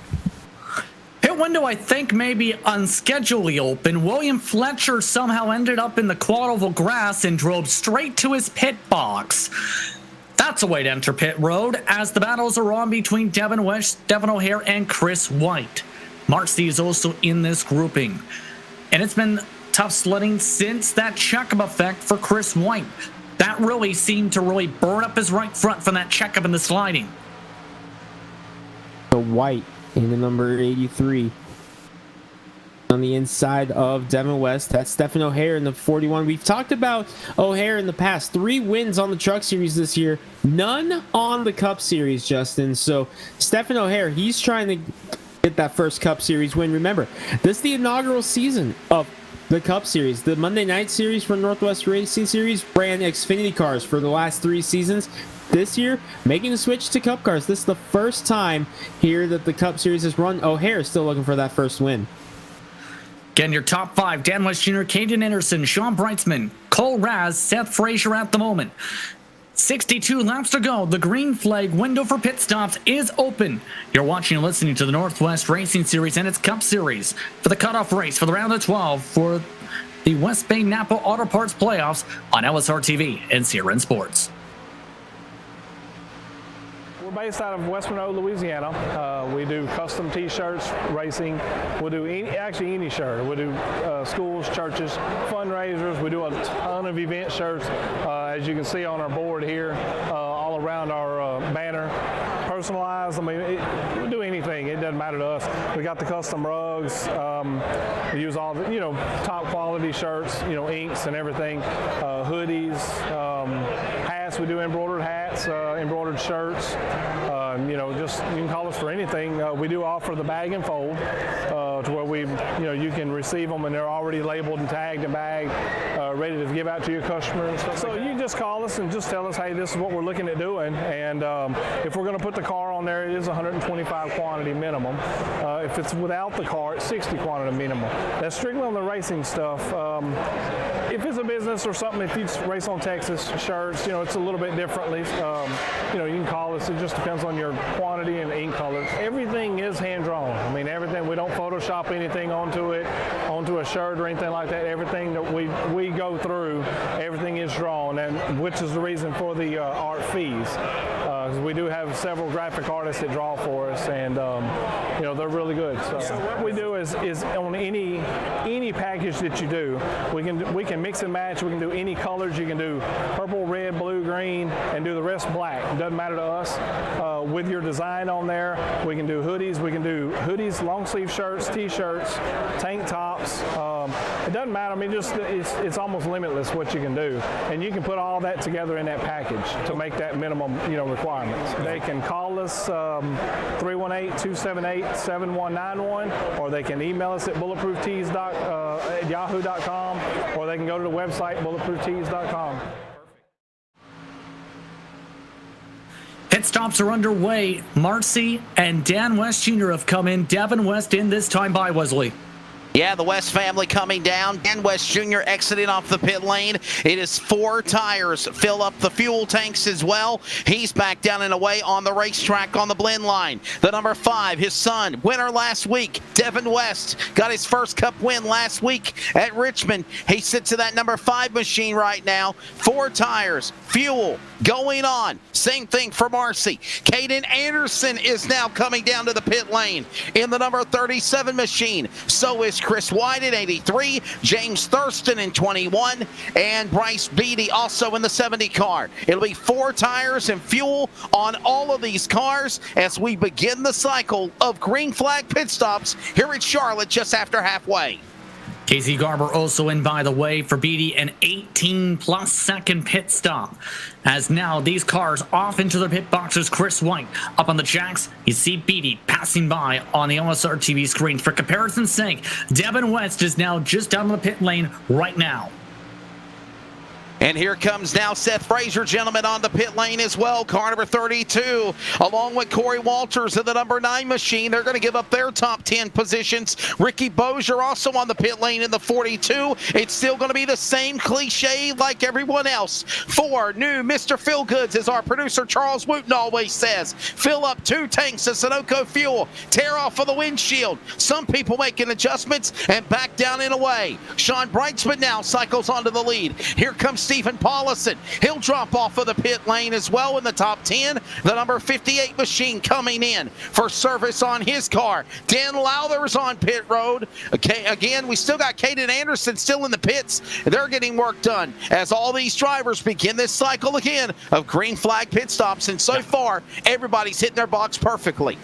I think Anderson might not have hit his box perfectly if he's coming out a second time, because that's usually a signal, Wesley, of trouble. The trouble exactly specifically was down off the pit lane exit. He smacked the wall on the exit, Wesley. Yeah, and he done it again. He overshot his pit stall the first time, and then he missed his pit stall, and he lost another half a second having to pull forward. He's at pit stall box number 2. He missed it, got to come back in. A tough break for Caden Anderson. Bad luck still continues to plague the 37 on the Northwest Tour. And the 37 again on the pit lane, 4 tires and fuel. Now he will finally be able to exit off the pit lane, still in his pit stall. Caution, Clyde has crashed on the pit entry. The 57 has brought the caution out. He's now towed the car, but that just mixed up this whole race. And Cole Raz came down to pit road as well, gentlemen. Cole Raz coming down pit road as well, but we are under caution with just about 50 laps to go for Hayden Plybon, Justin. And some drivers have been going off in turn 3 apron. This loses a ton of time. The problem is he got somehow stuck in the safer barrier. It was close enough to the track to trigger a caution while on the apron, and that just mixed up the whole running order. A lot of the field will have to likely take wave rounds as a result. Only 11 cars were on the lead lap at the time of the caution flag. Brightsman was the leader. Sean Brightsman catching that break that we've talked about. Now he can gamble as we're about 50 laps to go in this one. Brightsman all of a sudden finds himself in a nice position that he can afford to gamble a little bit. Will he, though, is the question. And who will be able to take wave rounds here, too, is going to be critical. Anderson, I believe, is going to be in massive trouble now after all this. He is several laps down and was, for his sake, the lucky dog, apparently. He was 3 laps down, though, last time by. The rest of the drivers who didn't pit under green are now in. They can make it on gas from here now. Yeah, they're licking their chops. They're happy with what they've got. I think of drivers like BJ Tidrick or Jeff Stabnow, who had problems in the early going. Now they're back in the virtual catbird seat. Tyler King, Sean Brightsman, Bruce Lee Weaver, Stefan O'Hare, Jeff Stabnow, John Ottenbacher, Wayne Rick, Chris Torres, BJ Tidrick, Toby Ritters, all on the pit lane. They hit their pit boxes perfectly. 4 tires and fuel for Brightsman. Squills the tires as he exits pit road. Passes Stefan O'Hare, who has still not exit. Sean Brightsman in first, exits first. Then it's Tyler King, Stefan O'Hare, Tidrick, Weaver, top 5, exiting off the pit lane, and John Ottenbacher, who needs to win this race, will exit in 6th. He needs to win to advance to the round of 8. This may have been his lucky break, Greg, to have a shot. He's been in the back the entire day. Here he is with a big pit stop there, and all of a sudden he will be in the lead with just 50 laps to go. Yeah. Just this past Thursday, right here at Charlotte, he was able to become the sole leader of wins in the series with 54. Has a chance to make it 55 tonight. That was in reference to Brightsman that you were just talking about. Ottenbacher, of course, was the 78 points back, his teammate, in those LSR TV sponsored cars. This is going to be critical to say the very least. By the way, several waiver rounds expected under this caution period.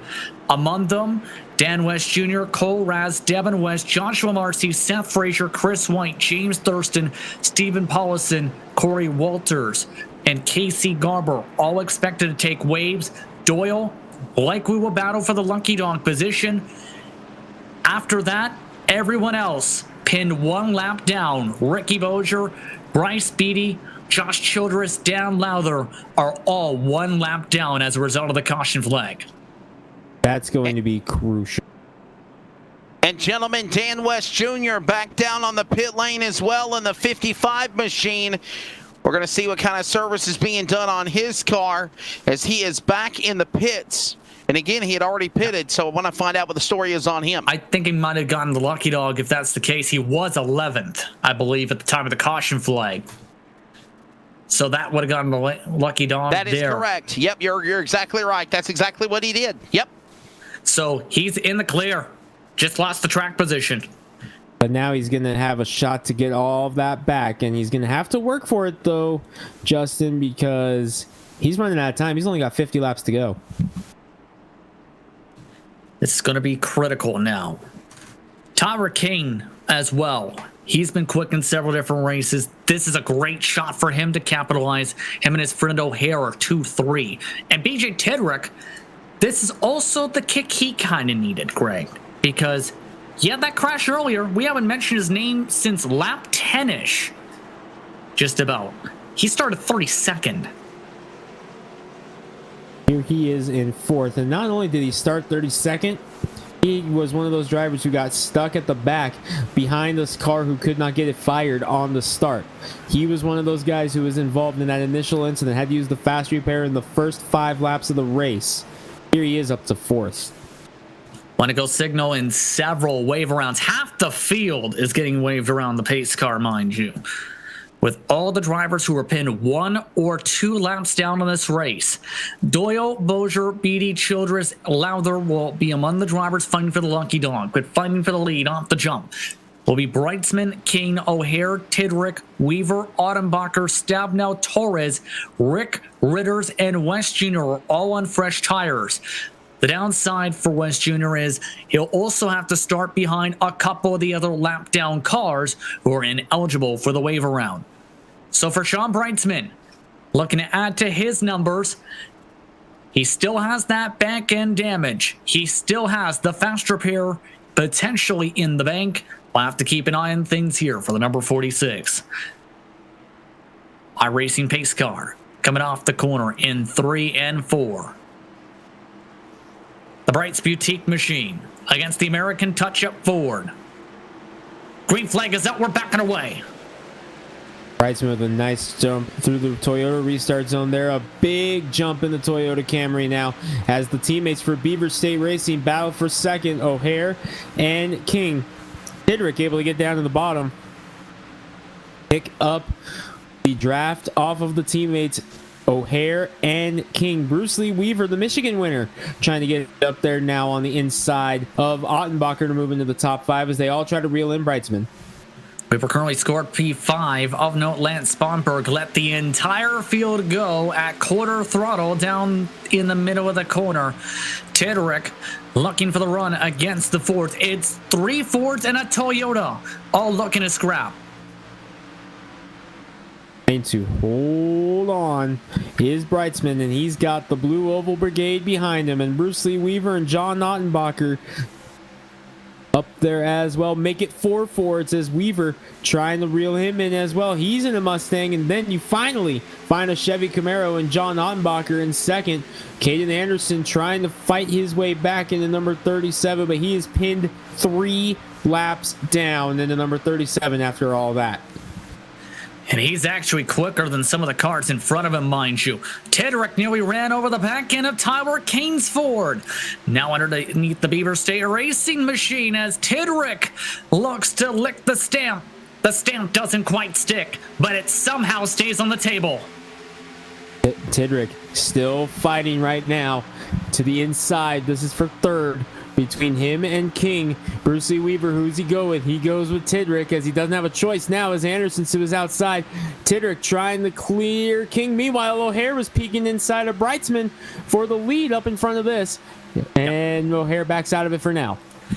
Still, though, it's 0.2 of a second separation, though, as Weaver makes it interesting for third.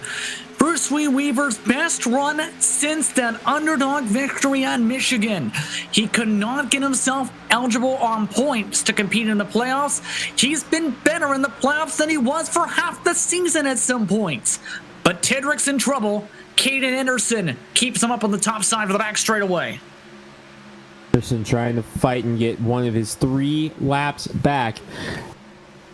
The rest of the field trying to sneak their way around. 20 cars on the lead lap. The last one on the lead lap right now is Casey Garber in the 94. 20 Trouble! cars Turn on the 4! lead lap. Big crash off the corner. Tory Ritter, several others spinning as Childress got turned into the wall. Caution is out. In the 97 of Childress, one of our Wenatchee drivers in the field. See if we can take a look at the swag replay, see what happened here. We saw Hornet's Nest here. This is up in front. You see Ritter's right there, the yellow car with Devin West, last week's winner at Richmond. It's going to be right here. You see Ritter's push up. He nearly smacks the safer barrier in right there. It's in the Childress. Just hooked him in the left rear trying to avoid the wall. Dan Lowther got a piece of it. And Dan Lowther has reached the incident mark for penalties as well. Right there, you've seen what that check-up effect may have been part of it. Let's take a look from the 63. Take a listen. This is on board.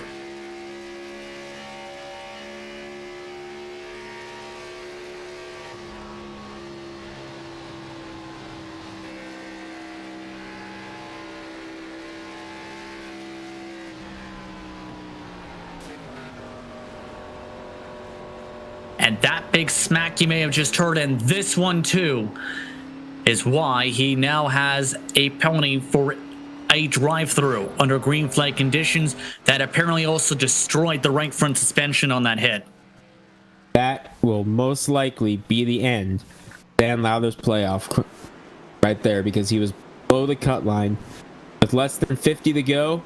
That's a tall task to complete. Wesley, they're coming to you on pit road. Here comes the cavalry on the pit lane with under 40 laps to go. Coming up, Breitzman, O'Hare, Weaver, King, Ottenbacher, Dan West Jr., all these drivers coming in. 4 tires, fuel again.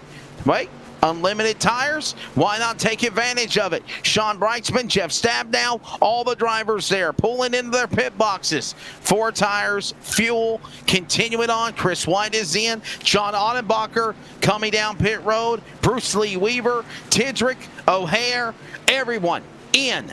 Exiting first, John Ottenbacher. Can you believe it? The story to try to make it into the round of 8. He pits. He might have took 2 tires as well, Justin. He will enter the pit lane and exit first. He did. He and Dan West Jr. did. They've rolled the dice to try and win this race. 2 tires. What a time to call it with 40 laps to go. The question is here, Greg, do you think this could work? Oh, we've seen it work before. We've seen it work plenty of times, but man, at this stage of the race, I don't know. But if you're John Ottenbacher, that's what you had to do right there. You had to throw the Hail Mary. This is one move that could put him in potential position to scrap. For this race win, this is going to be intriguing to see how this all plays out. By the way, it's more on the higher cross weight. It may be a bit more on the tighter side with that 2-tire call. The question is, can he get the grip to stick in the track position? Several cars in position for the wave, by the way. Childress, Bozier, Beatty, Anderson will take the wave. Hey, Justin, and good luck, bad luck for Team LSR TV. We were right. 2 tires on the drivers of Dan West Jr., John Ottenbacher, Jeff Stabnow. Mired all the way back, lost 9 positions that last Go Green run. He's back to 17th, and he's back to have to fix damage on the 24. A rough night for Stabnow, but he might still be good on the points. Not as high as a seed, but still could make it on that mark. Cameron Doyle, by the way, this caution flag did see him get the lucky dog. That was the break he needed to have a chance back in the 06. So Doyle gets the break he needed. All about Ottenbacher right now. The bright pink LSR TV Camaro with a number 89 on the door.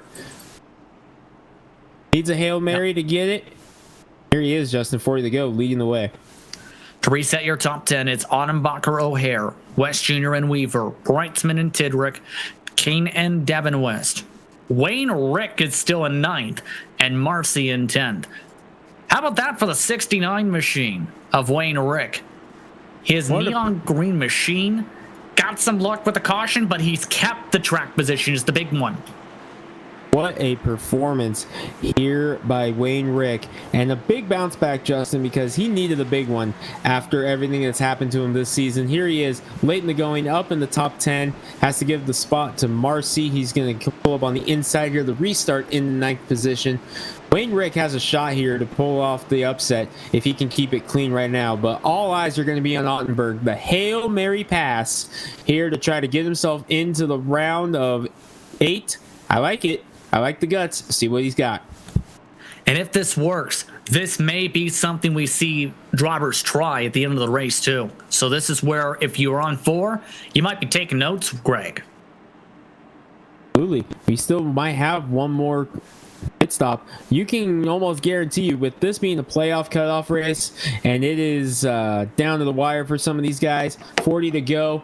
The intensity is going to wrap up. As my co-announcer Wesley says, time to Katie bar the door because business is about to pick up.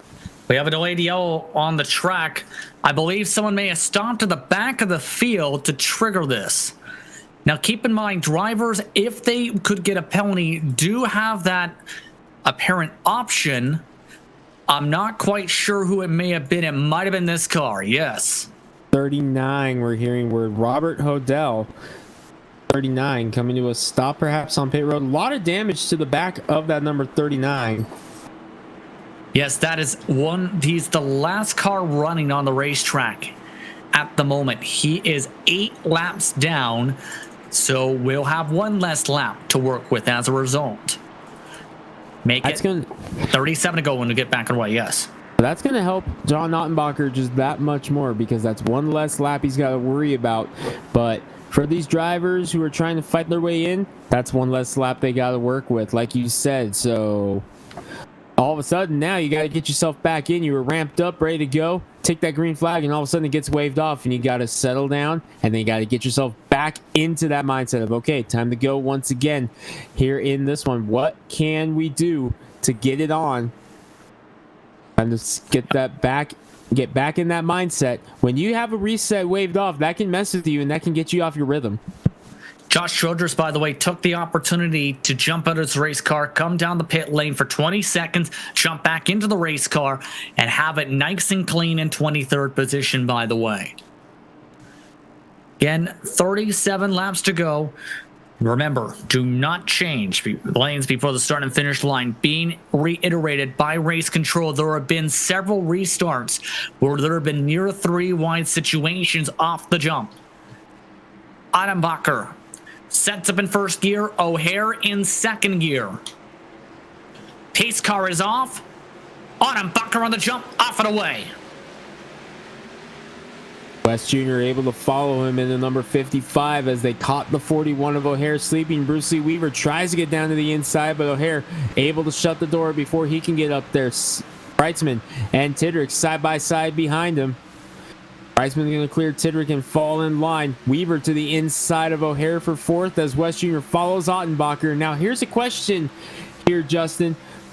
Dan West Jr., he's already locked in. He knows his LSR TV teammate Ottenbacher needs a win. Does Dan West Jr. kind of go on defense mode here to try to help Ottenbacher out a little bit? Looks like he is a little bit to the point where he squeezed Bruce Lee Weaver into the grass for second. In turn 1, Bruce Lee Weaver driving quick in contact.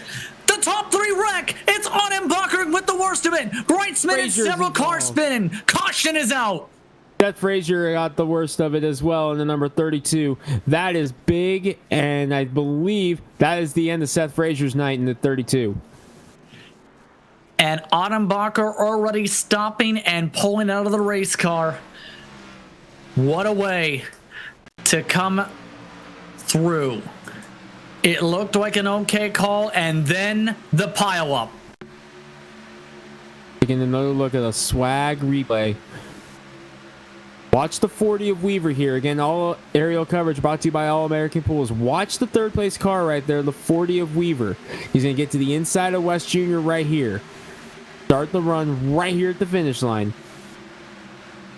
A nice run into turn number 3. They're both going to catch up big on Ottenbacher right there. And then right here is where it all goes wrong. You see right there, that little bit of a loose moment in the smoke pops up. Ottenbacher, man. That's big for Seth Frazier, too, because he was another driver who was not locked in. And I believe Justin, he had already used his fast repair as a result of that earlier wreck. That could be the end of Frazier's night right there. But I'm also thinking here for Dan West Jr., why is he squeezing a driver on 4 tires who is obviously quicker into the grass? And right there, he just avoided all of it, at least the 40 did. We were able to get through, but man, oh man. Taking another look at it, on board.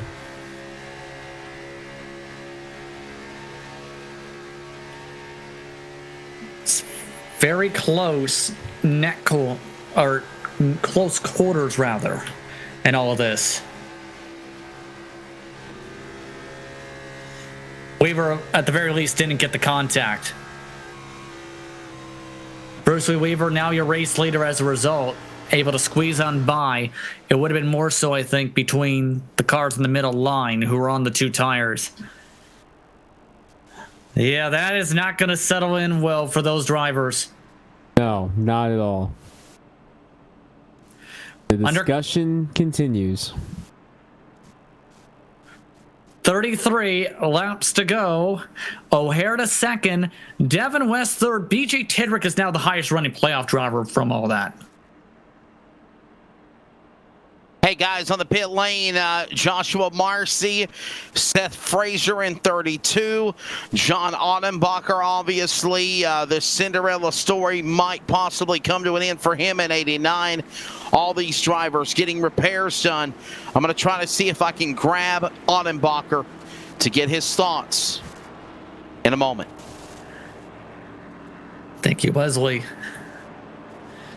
Ricky Bozer, Joshua Marcy, several others in the pit lane. And all of this craziness as well. Several DNFs have now been triggered. Wayne Rick is out of the race. Frazier, more than 3 minutes of repairs with no front clip. Ottenbacher not returned to the racetrack.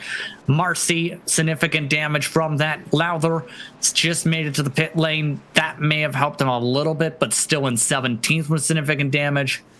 Wesley, man, the playoff drivers have had all the bad hits tonight. Yeah, this has been drama filled. Good, bad, ugly, as I said earlier. And want to check in now with the driver, John Ottenbacher. John, it's Wesley, LSR TV. You got a copy? I got you. Man, what's your take on what happened there? I know you went for the 2-tire stop, and it looked like you were in P1, had the momentum. You had to do what you had to do to throw a massive Hail Mary to try to advance. You knew you had to win this race to try to go to the next round of the West Main Napa Auto Parts Playoffs round of 8. What's your take of what happened on the backstretch between you, Weaver, and your teammate, Dan West Jr.? Yeah, I don't think anything really happened. I think we all had room, and there was just a little bit of net code there, and it sent me sideways. So I think we all had plenty of room. So how badly damaged is the car? Are you out? Can you possibly get back in? Obviously, I know you're losing laps. No, I'm done. Man. It put me on the fence and lost my engine and all that kind of good stuff. So. Well, before we let you go, I know it's got to be a disappointment, but a hell of an effort to try to get back in this thing in the last race. We appreciate you. Hope you stick around for the rest of the season. Oh, yeah, I'll be around. Thanks for thanks for you guys, LSR TV, doing your job up there, and I want to thank West Bay Napa also for helping us out. So it's a good time out here. So Justin, probably the best high spirits I've seen somebody that could be out of the playoffs. John Ottenbacher knew he had to win this race to go into it. He's out, no fault of anybody. It's his night done. He'll press on and go to the next one and just look for a W the rest of the season. Thank you, Wesley. See if he can play spoiler. There are 3 other drivers who can do that at the front of the field right now. 4 in the top 5 and 6 in the top 7. Tidrick and White are among the only drivers in the top 9 from the playoffs. Corey Walters and Stephen Paulison are right on the doorstep of breaking into that grouping as well. 31 to go from Charlotte. Bruce Lee Weaver, Stephen O'Hare, your top 2. Green flag waits up for the stand to the end of the restart box. Green flag. Weaver, again, Michigan winner, still looking for win number 2 on the season. Devin West to the inside of O'Hare. He has a win now in the Cup Series at Richmond. He's looking for back-to-back here in the number 5. He's got a nice run through 1 and 2. Can Devin West steal this one? Devin West looking for back-to-back. Sometimes that's just the way things flow. You break into victory lane, the momentum keeps flowing. For Devin West, he flows to the race lead. Devin West to the point with 30 laps to go. Nearly steps it out of turn 4 into the wall. Corey Walters in trouble off the corner. He loses several positions. He's been shuffled to 15th, make it 16th. Walters, another playoff driver, falling to the back. 16th position, Dan Lowther, the number 63. He's trying to get up there to get as many spots as he can. Last car on the lead lap in 17th, but Walters losing touch with that draft. Devin West looking for back-to-back wins, but here comes the Arizona State champion, Cole Raz, to the outside for 3rd. Cole Raz, he's got a second chance after that contact before with the check of effect. We'll see how that car fares. He's got most of the damage repaired is the key thing. On the outside, passes O'Hare like he's standing still. Of note, Ricky Bozier had to serve another penalty among those competitors who have reached the incident count mark for drive-through penalties. 24 cars still running is trouble. James Thurston, Jeff Stabnow, and a host of others. Childress is done, Thurston done, Beatty done. All drivers have reached the incident limit. Stabnow demolished. Several others in the playoffs involved. Does Brightsman get a piece of it as well in the 46? Taking a look at the swag replay. There you see Stabnow. I think Brightsman got through it. There's West Jr. coming in. He'd be in front of him. Smoke. Brightsman just avoided it, but several Corey others Walters involved. did not.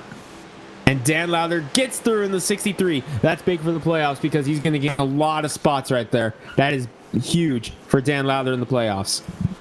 The other drivers he's competing with also were able to avoid that, though. Let's take a look at the trigger. It was right here.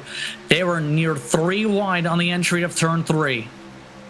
Chris White with a run gets into the back of Thurston. Another bump. Chris Torres gets through. Stabnow caught up. There's Childress, Beatty, and there goes Walters. And that right there is why it's big for Dan Lowther, because that's a playoff driver. Corey Walters getting involved. Seth Frazier sneaking through in the 32. Barely able to chug along, but man, oh man. Justin, this thing just keeps getting wonkier and wonkier. Pit stops. Here under caution. On the pit lane, Chris White, Bruce Lee Weaver giving up the lead. Will take on another pit stop. Jeff Stabnow getting that damage fixed on the 24 Ford along with Devin West. Of course, Chris White, Tidrick, Walters, Garber, Thurston, Lowther. You mentioned that mulligan he got right there, where it's been bad luck for some of the playoff contenders.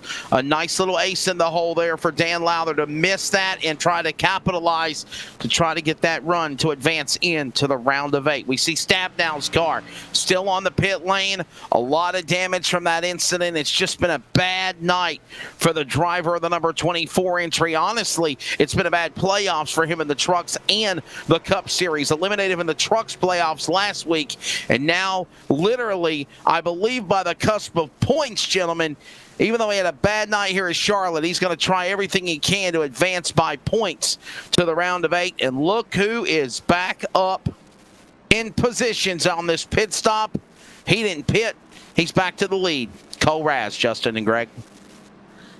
So he's elected to stay out along with O'Hara, King, Torres, and Paulson. Dan West Jr. and Sean Brightsman pit the caution before this one. Everyone else just pit now. Take a quick break. You're watching and listening to AutoSort TV and CRN Sports for coverage of the Northwest Cup Series. ETE Reman is the world's best remanufacturer of transmissions for import and domestic cars and trucks. Based in Milwaukee, Wisconsin, our customers are repair shops, auto parts stores, dealerships, and distributors. And with 6 nationwide warehouses, we're where and when you need us. So when you're looking for a transmission that is like new, only better, instill confidence and install ETE Reman.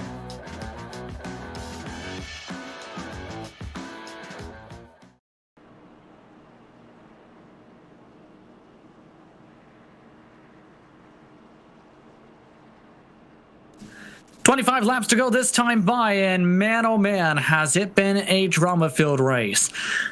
If you were a playoff driver who needed a win in the West Bay Napa Auto Parts playoffs, your luck was not in your favor tonight, to say the very least, at least so far. Ottenbacher among the lead cars for the playoff brigade who were already out of the race. Several others were involved in crashes and are currently in the back half of the current running cars. 22 are still on track out of 36 entrants. Justin Pritz, Greg Rentz, Wesley Owen with Charles Wood in the director's seat. This has been a rocky one, but for some drivers, it's a chance to try and break through. For others, it's a chance to try and take some deep breaths. Trying to get as many spots as you can right now. If you're one of those playoff drivers just trying to fight it out, this is going to shake up the playoff picture. Absolutely. The question is, who is in, who is out? And have we seen the last yellow flag? I don't think so, because we still got just about 20 laps to go in this one. 26 to go this time by. There'll be 25 when we take the green flag. Man, yeah, what's going to happen next? If my count is right, the only driver I think who hasn't really been involved in a crash has been Dan West Jr. in the entire playoff grid. Everybody else has had contact at least once. Jeff Stabnow, end of longest line penalty. He's reached the incident mark. Wesley. Got Raz, Cole Raz at the number 10. What would it mean to win this wild race at Charlotte? We're going to see what she's got. We only got 24 laps to go. I feel like I can hold these guys off, and luckily, enough guys stayed out, so we'll see. Real quickly, talk about the strategy that you've had to go through to get back to that lead. I don't know, it's kind of been all about surviving. I feel like I got in a little bit of trouble there earlier than what I wanted to, but we still got a quick repair in case anything goes south. Survival for Cole Raz as he looks to try to get that first Northwest Cup Series win at Charlotte, Justin. We're ready to come back to green. 24 to go, this time by.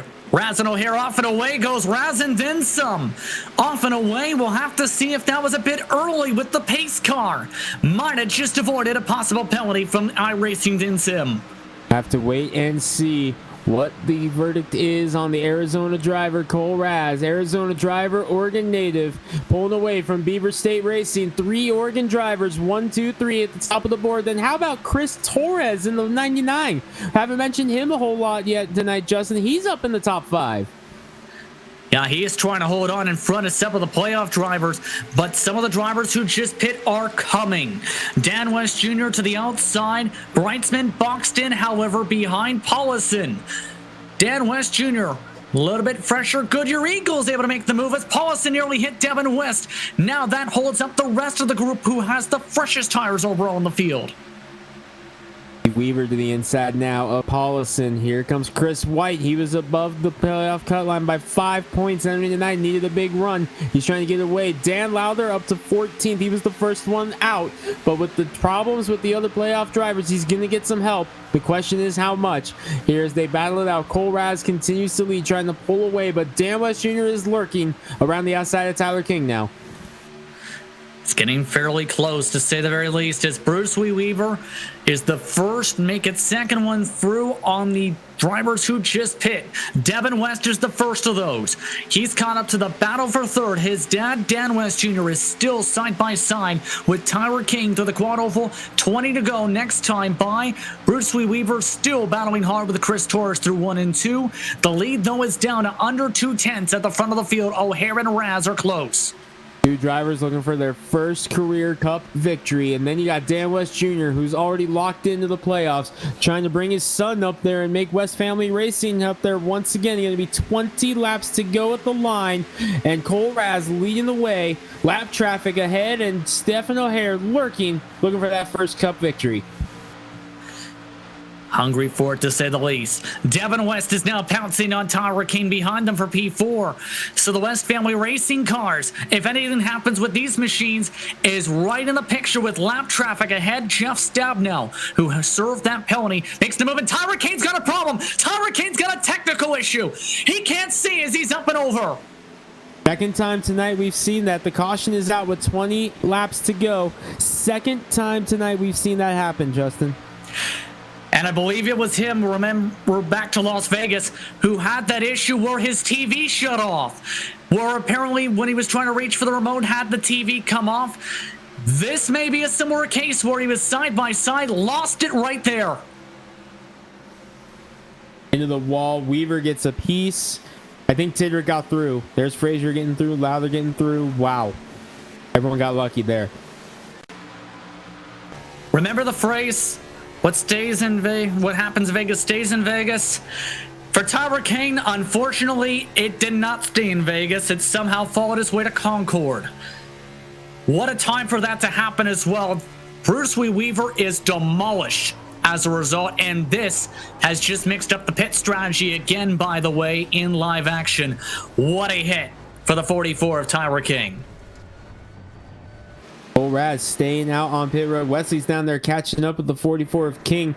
Looks like everybody else is coming down pit road. Cole Raz, the lone warrior out front. I don't think he's going to want that caution flag. And here's the thing, too. Caden Anderson wanted a wave around. Guess who can't get it because Cole Raz stayed out? His teammate. Yes. Wesley, believe you're standing by. Pit stops underway. Chris White on the pit lane along with Stephen O'Hare, Devin West, Walters, Torres, Garber, Paulison. The same cliche. 4 tires and fuel ready to go and continue along. Maybe not even fuel for that matter. Just 4 tires and continue. Just checked in with the 44, Tyler King. So this is what happened. A power surge went through the house. He lost the monitor power. He had everything on a battery backup, and he thinks the battery is dead. The batteries are dead. He couldn't save it. Screen went black. Into the wall he virtually went. Big crash. He's out. Wow. First, there's the incident in Las Vegas where he lost vision. Then there's this. You talk about taking an extra step further. We just seen that. Oh, and guys, I just got a message from Caden Anderson. He says, and I quote, "Get your beeper ready. Wesley, I'm going to come back from being all these laps down. We're going to get these cautions and take advantage, and I'm going to come back and win this beep race." By the way, his words, yes, not mine. By the way, yes, he's pinned behind Cole Raz. Cannot take the wave around. He will be the lucky dog, Wesley. Or Justin. By my count, he will be the lucky dog. So he will only be 1 lap down after all, once this is all said and done with this caution. He needs 2 cautions, though. He's still 2 laps down. That's the problem, Greg. So he needs them to wad it up 2 more times. Please, for the love of goodness sake, don't do that. By the way, if you're listening for the drivers, Cameron Doyle also stayed out. Everyone else has once again pit. 14 cars at the moment are on the lead lap who are not demolished to the point where they're modifieds. So here we go. Going to be a wild one. Cole Raz in the number 10, all by himself with Cameron Doyle. Everybody else from him on back, Dan West Jr., all the way back to the 15th place Jeff Stabnow, came down pit road. Cole Raz, 24 laps right now on his tires, including the caution flag laps. Doyle, 9, coming up to 10. And both of them have had longer pit stops compared to the normal. Raz for damage repair, Doyle for missing the box before. When he goes signal this time. Justin reiterated on that. Cameron Doyle, the Dryden entry. We talked about his Ford. Remember, he made that mistake at the beginning of the race where he missed his pit box, forgot to pit. He literally had to shuffle all the way to the back from a restart in the top 5. Ended up in the 30th position, waited for a caution, and he's done exactly what he told me and his crew was going to do. They were going to hang in the back, wait for this opportunity. Well, guess what? It's time to be at the front. He's in the catbird seat to try to pull off an upset win here at Charlotte from Raz. Want to go signal was up.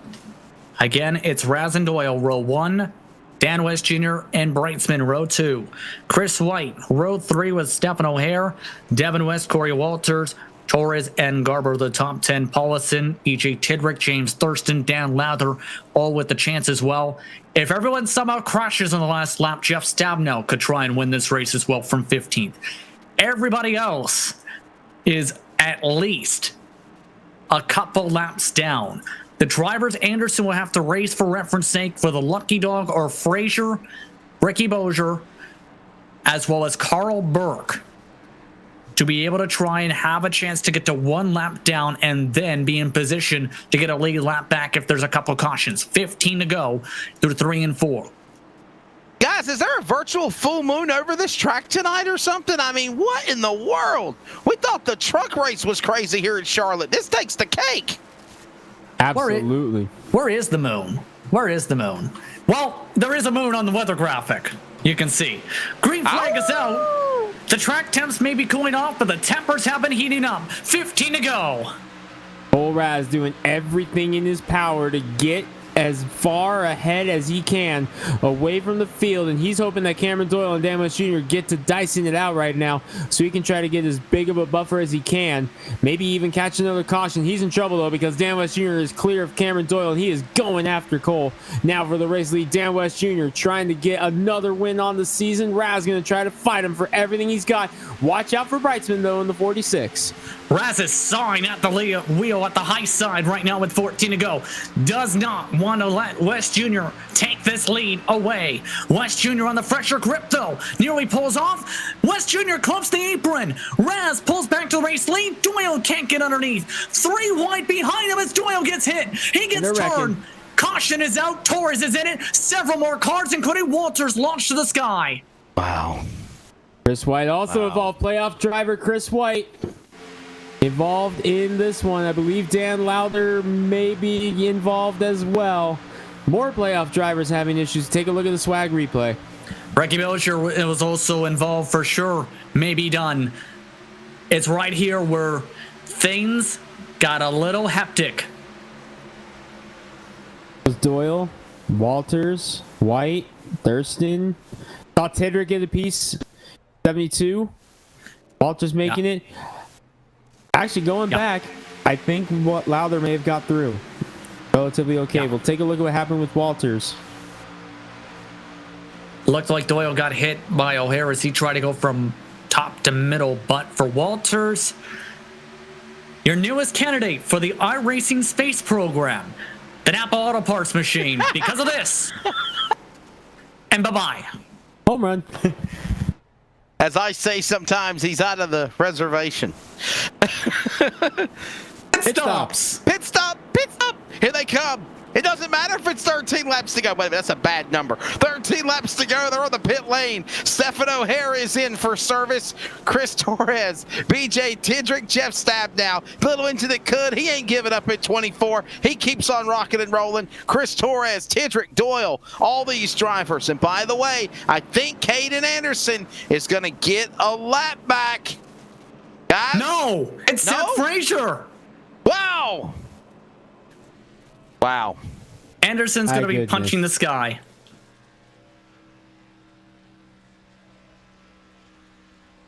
A lot of pit stops, a lot of strategy going on. What a tough break for Cameron Doyle. And I'm going to try to see, gentlemen, if I can grab him here in a minute, the 06 car. At a shot, for sure. Yeah. And heck of a recovery. We'll take a quick break on that note. 10 laps to go and under when we come back. You're watching and listening to LSR TV and CRN Sports for coverage of what has been a full moon night for the cutoff race for the round of 12 for the West Bay Napa Auto Parts playoffs for the Northwest Cup Series.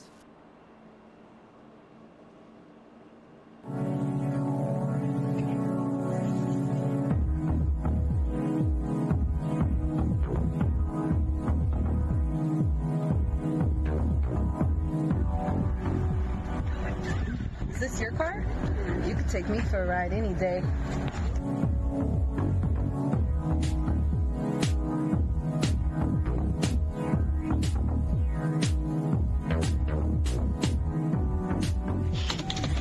Hey, you take me for a stroll anytime.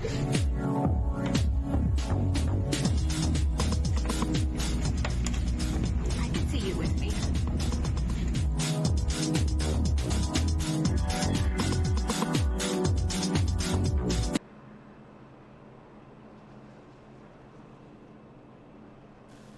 Welcome back to LSR TV and CRN Sports for coverage on the Northwest Racing Series and its Cup drivers who have been having a ball of a night. One of the drivers who had a heck of a recovery run was Cameron Doyle until the caution flag, Wesley. Yeah, Cameron caught up in that wreck here under 15 laps to go. I know you got to be dejected. I know you're out of the race. What's your take of what happened and the efforts you made so much to try to get a win here?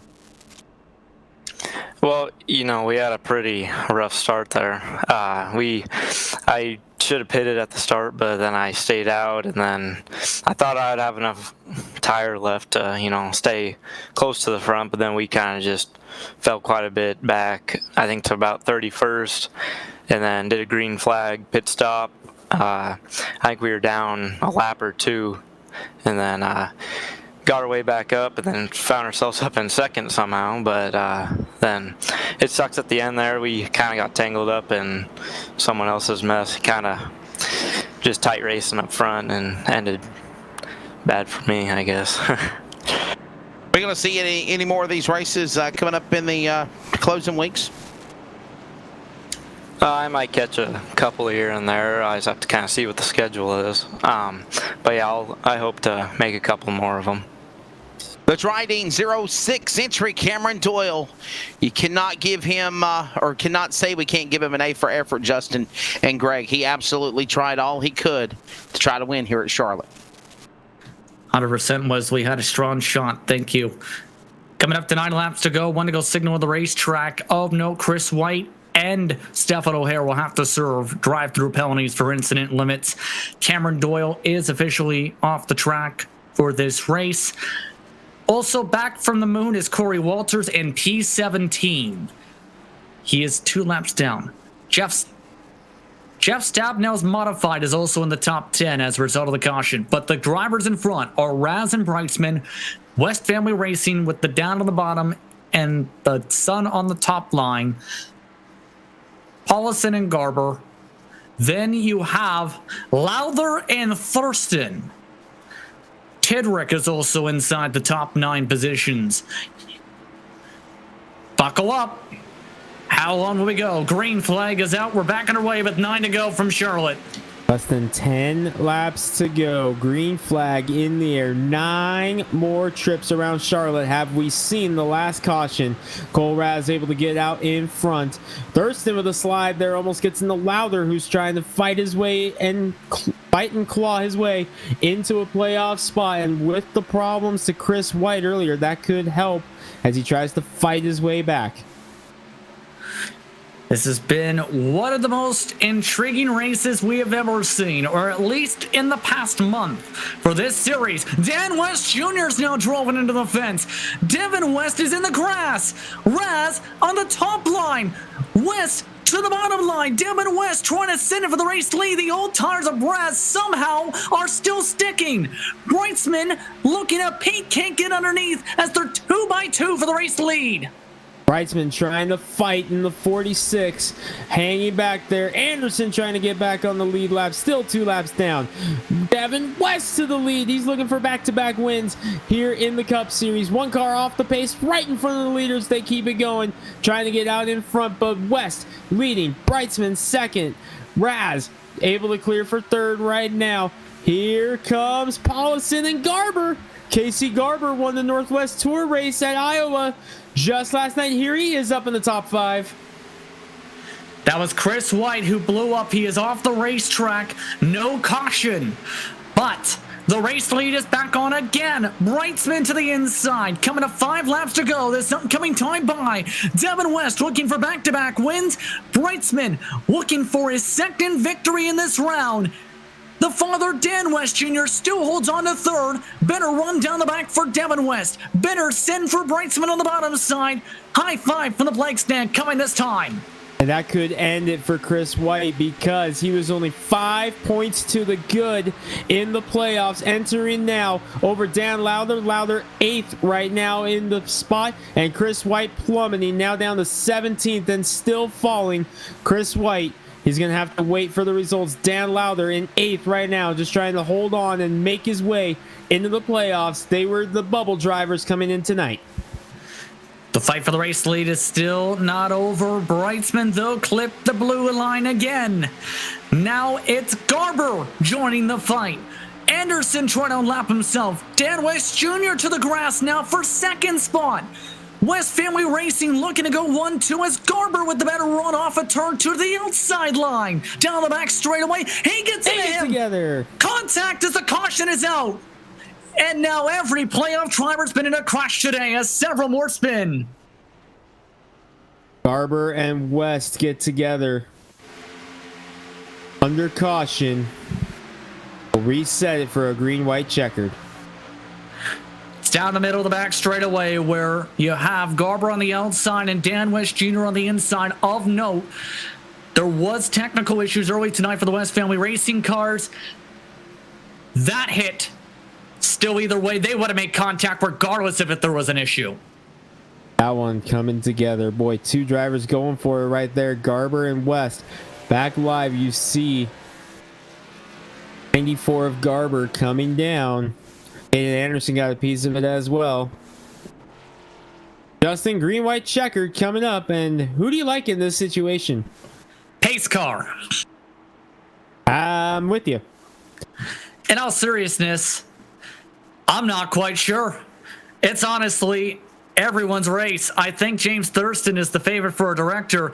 Devin West fakes them out. Sean Brightsman might still have a strong chance, though. Cole Raz elected to pit. He might now be my favorite, Wesley, from that. Cole Raz coming down to the pit lane. Casey Garber as well caught up in that accident in 94 along with Dan West Jr. Got to see what the strategy is. I think the 10 knows he's got to take on new tires, and I think that's exactly what the call will be. First, it's a fix repair as well on the number 10. He's pretty much stayed out of trouble the entire time. Going to the right side, they put on the new tires, taking off the old ones to the left side. New tires on, old tires off, squill tires, 4 tires. He's off and down and away. Other cars beaten, battered, banged. It looks like a virtual demolition derby junkyard in the pit lane here at Charlotte Motor Speedway. And gentlemen, here's a lose win for Dan West Jr. Lose because he's out of this race, damaged in 55. A win because he won one of the races in the playoffs. So bad night can still be good for Dan West Jr. as he still stays on the racetrack, but he's not going to win. But it doesn't matter because he's already won. He goes in the next round. Yes, indeed. He's in P6 still somehow with all the craziness. Yes. We're under green-white checkered conditions, by the way. So, where that means white flag makes the race official. Checker flag would be the final flag the drivers would see. There would be no cautions at that point. But if there's an incident on the 2 lap to go mark, Drivers will have a second green white checkered. If they have another incident before they take the white on the second GWC, race is official and ends under caution. Here's the reason I like this decision by Cole Raz, whether it was forced or not. Guess what? He's only in 10th. If he has enough time to move his way through the field here, guys, he might win this race. And Justin, I just overheard driver communications from Cole Raz in the 10 car. Cole Raz said, boys are about to see some driving right here. Cole Raz is on a mission. He's got 2 laps to get 9 spots. Well, you know who his teammate is, guys? Caden Anderson. So if Anderson's not going to do this, he's going to see Cole Raz do it. And by the way, Chris White, guys, we talked about him putting his way around the track. He was trying to do everything he could before that last restart to try to salvage whatever points he could to try to stay in this playoff run to the round of 8.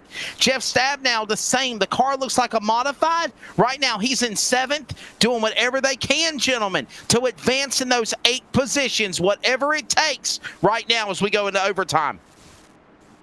Expecting the one-to-go signal this time by. Currently, there are still 17 cars running.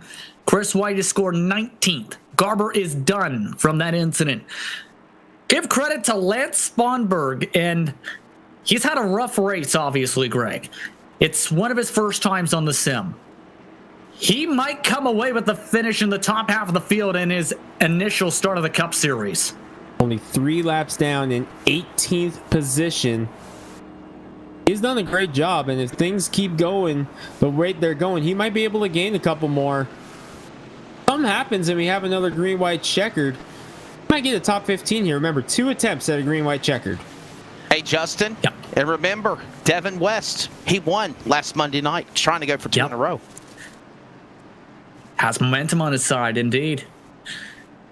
2 to go signal. Or 2 to go when we get to the line, rather. Devin West, Sean Brightsman, 1 and 2. Thurston and Paulison, 3 and 4. Lowther and West Jr. in 5 and 6. Stabnow and Tidrick, 7 and 8. O'Hare and Razon Freshies round out the top 10. Seth Frazier was the lucky dog. He is back on the lead lap. He elected, though, not to take tires. So he is still on the tires from the previous time he got the lucky dog. Greg, your quick thoughts before the green. Watch the 10 car. See how many spots he can get. By the way, don't sleep on that front row right there. Devin West and Sean Brightsman, you're going to see a battle. James Thurston in the 21 trying to steal one. Dan Lowther was 5 points beneath the playoff cutoff. Here he is in the top 5. Could he possibly steal this thing if things go his way? He already has one must-win victory. Pace car's in. What's going to happen? Well, the green flag is out. 2 laps to go from Charlotte. 3 miles on the first GWC. Devin West with a good launch. Raz got held up by BJ Tidrick. Is already up to 8th. The driver single filing out. Raz trying to work from the top line. Is he going to get there in time is the biggest question on everybody's mind down the back. He's charging. He's going after West Jr. for 7th. Or 6th, excuse me. Make it 5th now as he goes for Lowther. And he get there. Has to crack the throttle. Race is official. Devin West. One more. Race is official. That's the 1 to go. The CRN 1 to go this time. Raz still needs to close up the gap. It's under a second. The race lead, though. Brightsman trying to find his way underneath Devin West. Thurston watches in the wings. Brightsman, will he try and send it? Both cars hard to the blue line. Raz will not get there. Thurston with not a shot. Near a bubble for Brightsman. Make it back-to-back wins for Devin West. Unbelievable job. Devin West holds on, and just like that, the driver who had come so close so many times, back-to-back wins for Devin West. And what a race. The incidents, yes, factored in, but it's a spoiler back-to-back in the playoffs, and what a way to end off the round of 12. Massive celebration here on the pit lane. Gentlemen, the crew on the 5, West Racing, LSR TV in full celebration. High fives, hugs. They said they knew they could pull this off. 2 wins in a row for a driver who struggled most the entire season to get to victory lane. What a wild one here at Charlotte, Justin. And the fireworks are going off as Devin West again is a race winner. And what can you say? When you're hot, you're hot. And when you finally break through for a win, sometimes you have the Chase Elliott effect. You start rattling them off. Big win for Devin West, and there's the celebration from Seth Frazier. The traditional Northwest Cup Series post-race celebration is on. Well, that's a good time to look at your unofficial race results. On that note, it was a firework-filled affair from start to finish, but it's a firework affair in the West family racing household as Devin West goes back-to-back in the Cup Series. Sean Breisman comes home in second, while James Thurston, one of his best runs all season, rounds out the top 3 with the new number. Cole Raz, for the second straight week after being a dominant car early on, finishes in P4, while Stephen Paulison finishes in P5. Dan Lowther was able to avoid the carnage towards the end of this race to get to 6th, while BJ Tidrick finished in 7th. O'Hare, West Jr., and Frazier, the top 10. Jeff Stabnow brings the Northwest Modified home in 11th. Hint, hint. Boys in charge. Chris Torres, 1 lap down in 12th.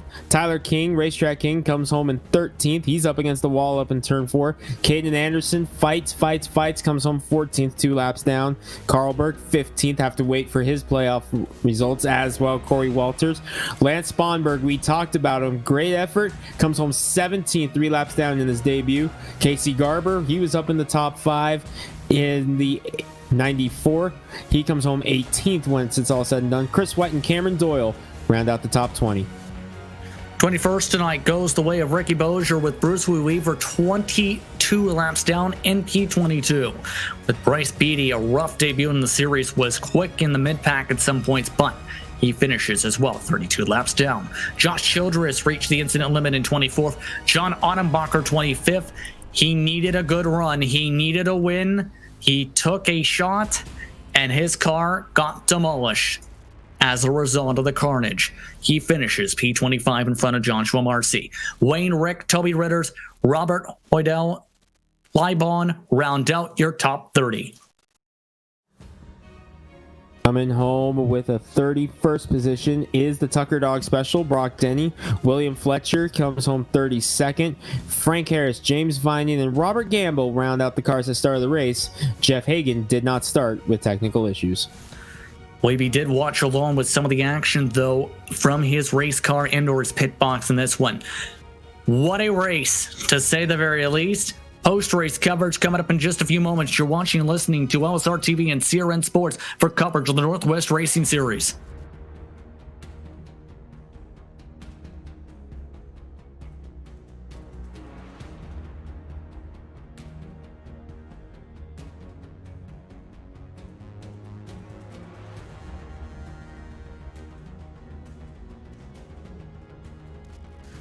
Back now live from Charlotte Motor Speedway. What a race from America's home of racing.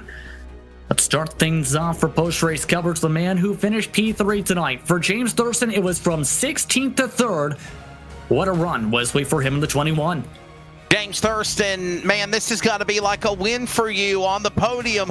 What a wild race here tonight at Charlotte. Probably one that I will always remember to go down in history. What's your take of it? 3rd tonight. 3rd was the farthest thing from my mind going into this. Just happened to be at the right place, right time, avoided a couple of the wrecks. Got involved in one of them late race, but had a fast repair still in my pocket, was able to use it, and just held on to top 3.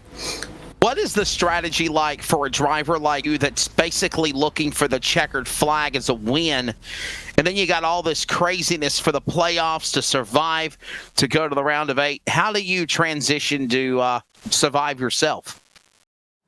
Really just paying attention to the surroundings, having the blue spoilers, knowing who's in the playoffs, making sure that I'm not going to necessarily give them the position, but make sure I race them clean, a little bit more aware of that, and just trying to bide my time. I think Jeff said it best in the race at the beginning of the race. It's 200 miles. It's a long race, so just Charlotte's going to be Charlotte. This has got to be a good confidence booster for you in closing as you're heading to Iowa next week. And while we do that, thank your sponsors in closing. Will do. Well, first off, I'd like to thank the sponsor of the chase, West Bay Auto Parts. You guys up in the booth, LSR TV, 204 on the hood, and of course, always special thanks goes to my wife. James Thurston, like a win, third on the podium after a wild night. One hot night was done in 92. This could be same virtual tonight as Charlotte. He'll finish third. Greg Rentz is standing by with Sean Brightsman. We know he's going to the round of 8. He's second this evening. And Sean, an incredible effort for you here tonight. It was a wild one, though, and I think a couple other drivers caught on to the pit strategy game here because this was a race full of different pit strategies. But, man, once again, in a race full of strategy, you find yourself at the front. Tell us about the race. Well, overall, it felt real great to get this Brights Boutique LSR TV Toyota Camry into second place. It was a fun race. Started out a little slow. Was just trying to feel the car out, see what we had, and that long flag run, that long green flag run, that really helped us, got us into a great position here to get a top 5 out of it and top 2. So. Well, Sean, tell us about overall just the amount of success you had here in the round of 8, not just in the Cup side, but the truck side as well. Multiple wins on the truck side, 2 wins, a win over here on the Cup side as well. You are in the round of 8 on both. You were one of the first drivers to lock yourself in. Now, the relaxation is over, though, for these 2 weeks because now it's time to go for the round of 8 of the West Bay Napa Auto Parts playoffs. Tell us about the round of 12 as a whole and what you learned moving forward into the next round. That's a great question, Greg. It's a round of 12 is tough already. We have a lot of great drivers here. To be able to lock in pretty quick and have a relaxation kind of rest of the races, it just kind of helped me kind of further the success, I guess I would say.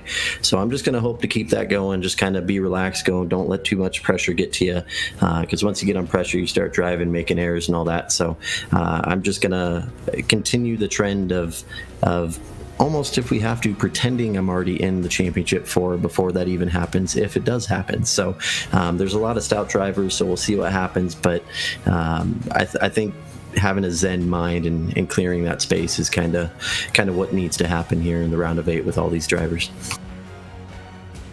Next week, we head to the Iowa Speedway, a short track in the cornfields of Iowa, but you may have a leg up on the competition of some members here of the playoffs because, Sean, you competed in the iRacing Northwest Tour race last night at that Iowa track. What did you learn on Sunday at Iowa that you're going to be able to transfer over next week? Unfortunately, nothing, because I won't be here. I'll be spectating from the stands, watching the LSR TV broadcast, watching the other drivers here in the Cup and Truck Series for the West Bay Napa Auto Parts playoffs and see who locks themselves in for the first race. Oh boy, so Sean Brightsman, one of the number 1 seeds, not going to be in the field at Iowa next week. So with that, we'll see you after the Thanksgiving holiday, I guess. Boy, you're going to have your work cut out for you in the round of 8 for those last 3 races. So who you got to get you through this? First, just got to thank again Brights Boutique, custom clay earrings, figurines, all that sort of thing. You can check them out at etsy.com/shop Brights Boutique. Got to give it up to LSR TV. Also, West Bay Napa Auto Parts for sponsoring these playoffs. Central Welding Supply, Northwest Racing Series, the Northwest iRacing Tour, or the iRacing Northwest Tour, Super Late Model League, and I look forward to keeping that zen mind here for the remaining 3. Don Brightsman, second here tonight, but he's going to have his work cut out for him in the round of 8. We'll see you at the next one, Sean. Congratulations tonight. Thanks, Greg. I believe Justin has made his way down to victory lane. Back-to-back wins for Devin West. Yes, indeed. And this one was a tough one tonight. It was a crazy race with 11 caution flags, but in the end, you held off Brightsman. How are you feeling, Devin, about not only breaking through, of course, now last week, but then being able to build on it with back-to-back wins? Yeah, it feels pretty good. It definitely came out of nowhere, I feel like, for me, a little bit unexpected at least. I mean, we've had speed all year, and to finally break through and get one win was awesome. Now to have 2 is incredible, I think, for me, especially for my momentum going into the truck race at Iowa. That's going to be a tough round of 8 there. But yeah, I think I started 22nd in this race. I was just terribly slow. So after 134 laps to lead like 8 of them, I think that was all I led, and win this thing is pretty crazy. What made this race so difficult then to, once you got up there, to stay up at the front, to not migrate back to, well, but politely, the madness? It was difficult for sure. Obviously there's always a lot of fast cars in this league, and every race you go to, it's not going to be easy to even just finish top 10, but just patience. I mean, I think tonight I was able to see out of all the wrecks, wasn't even one use a fast repair or anything, and that's really what helped me out a lot. It's one thing to get to the front, but you use up the right front tire, and next thing you know, you're losing those 10 spots you just gained. So you get the front, not allowing your momentum and runs from the cars behind you, and just sort of keep your place and keep your momentum going to the front. Something difficult, but fortunately I was able to be there in the end, and not allow any runs from the cars behind me, especially Sean. One of the main things you mentioned there was trying to carry momentum for Iowa for that side of the playoff brackets. Your thoughts on that race with what the trucks and the cup cars coming up in a few weeks? I'm excited. I just won Richmond, and they're not identical tracks, but they're on the shorter side and shorter than a mile and a half. So I'm really excited with the track. A lot of fun. You can run the top down in 3 and 4. Unfortunately, I didn't get to run the 2 race last night, but that would have been awesome to get to. Hopefully in the future. But I'm excited for it. It'll be a long 4 races, and just kind of get the nose clean for those 4 races. And I think you're gonna have to win that round in order to get to Phoenix for championship. So hopefully Iowa we can get done. Anyone you want to thank for the win tonight? Yeah, of course. I just want to thank Kenny's Custom Hardwood, Effective Web Solutions, you guys up in the booth, LSR TV, Jeff and Sean for the awesome lead they put on. 35 cars and multiple races this playoffs is awesome. So yeah, and everyone that races for Racing McLean. Congratulations on back-to-back victories. Thank you. Devin West, back-to-back in victory lane. What a season for him in these playoffs, with breaking through as a spoiler twice. But speaking of the West Bay Napa Auto Parts playoffs, an update in for the point standings. They are submitted and official. As mentioned, West Jr. and Brightsman secured spots with victories in on points. As now, Stabnow, BJ Tidrick, Seth Frazier, Carl Burke, Dan Lowther, and Stephen Paulison. Those crashes at the end of the race knocked both Corey Walters and Chris White out. Bojanos and Autumn Bacher also out. Chris White, one of the best drivers all season, out of contention for the title. So that is how it shakes down. We are down to 8. And how about this, Justin? Dan Lowther and Stephen Paulison both needed to jump above the cutoff line to get in. They both gained 2 spots. The final margin of victory on the cutoff between Paulison and Walters was 3 points. And that's what it sometimes comes down to. Wesley, your thoughts on this race, as in the end, in total, 11 caution flags for 45 caution left, but 13 lead changes amongst them. My goodness. What a show. What an event. Virtual style here for iRacing and for the Northwest Racing Cup Series. The West Bay Napa Auto Parts playoffs did not disappoint. What a race in the round of 12 to advance to the round of 8.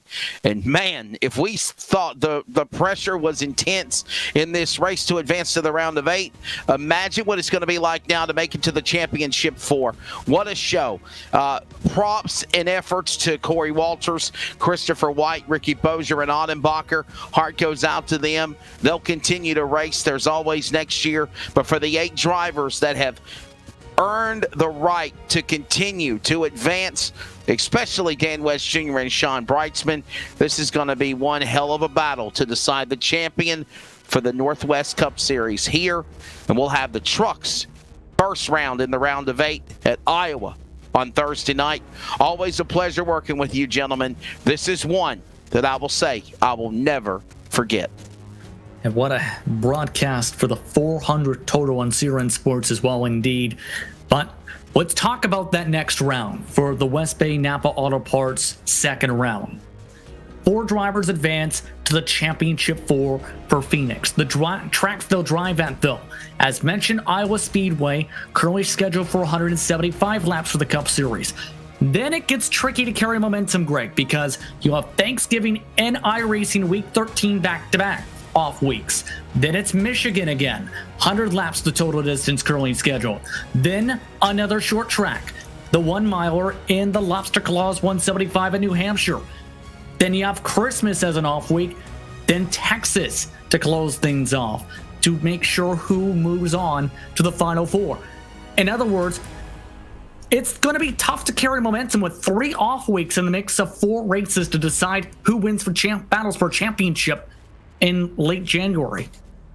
For these 8 drivers, Justin, it is going to be the toughest 4 races of the season because, like you just mentioned, they're not going to be able to carry momentum because every time they get something going, they're going to have to take a break for holidays or something else, Week 13 build. It's going to be wild to see who can try and keep that momentum going the best, who can stay focused to transfer through. We're only going to have 4 drivers moving on to Phoenix for that championship race. For those 8 drivers, new season starts tonight. I'm looking forward to Iowa next week. Several drivers who are competing in this round of 8 competed on Sunday night in the iRacing Northwest Tour at Iowa. You can catch that replay on the LSR TV archives and get a taste of what to expect coming up here next week at Iowa when we kick off for the round of 8 of the West Bay Napa Auto Parts Playoffs. It's going to be an intriguing one, absolutely. But we'd like to thank everyone for tuning in for tonight's coverage, whether on LSR TV or CRN Sports, for the Northwest Cup Series and the final race of the first round of the West Bay Napa Auto Parts Playoffs. We also like to thank our fellow drivers for taking part in post-race coverage: James Thurston, Sean Brightsman, and your race winner, Devin West. As well, we'd like to thank the sponsors in Walls Beer Co. and LSR TV for their support of the Northwest Racing Series. But it's time to say goodbye. From my broadcast partners tonight, Wesley Altwin and Greg Rentz, for producer Charles Wood, and I'm Justin Prince, saying so long, enjoy the rest of your night. This has been LSR TV, your home for sim racing. This broadcast is the copyrighted work of LSR TV and may not be rebroadcast, retranslated, or used in any form without the express written consent of 52 Media LLC and iRacing.com Motorsports Simulations. LSR TV would like to thank you for your support, and we hope you enjoyed tonight's broadcast.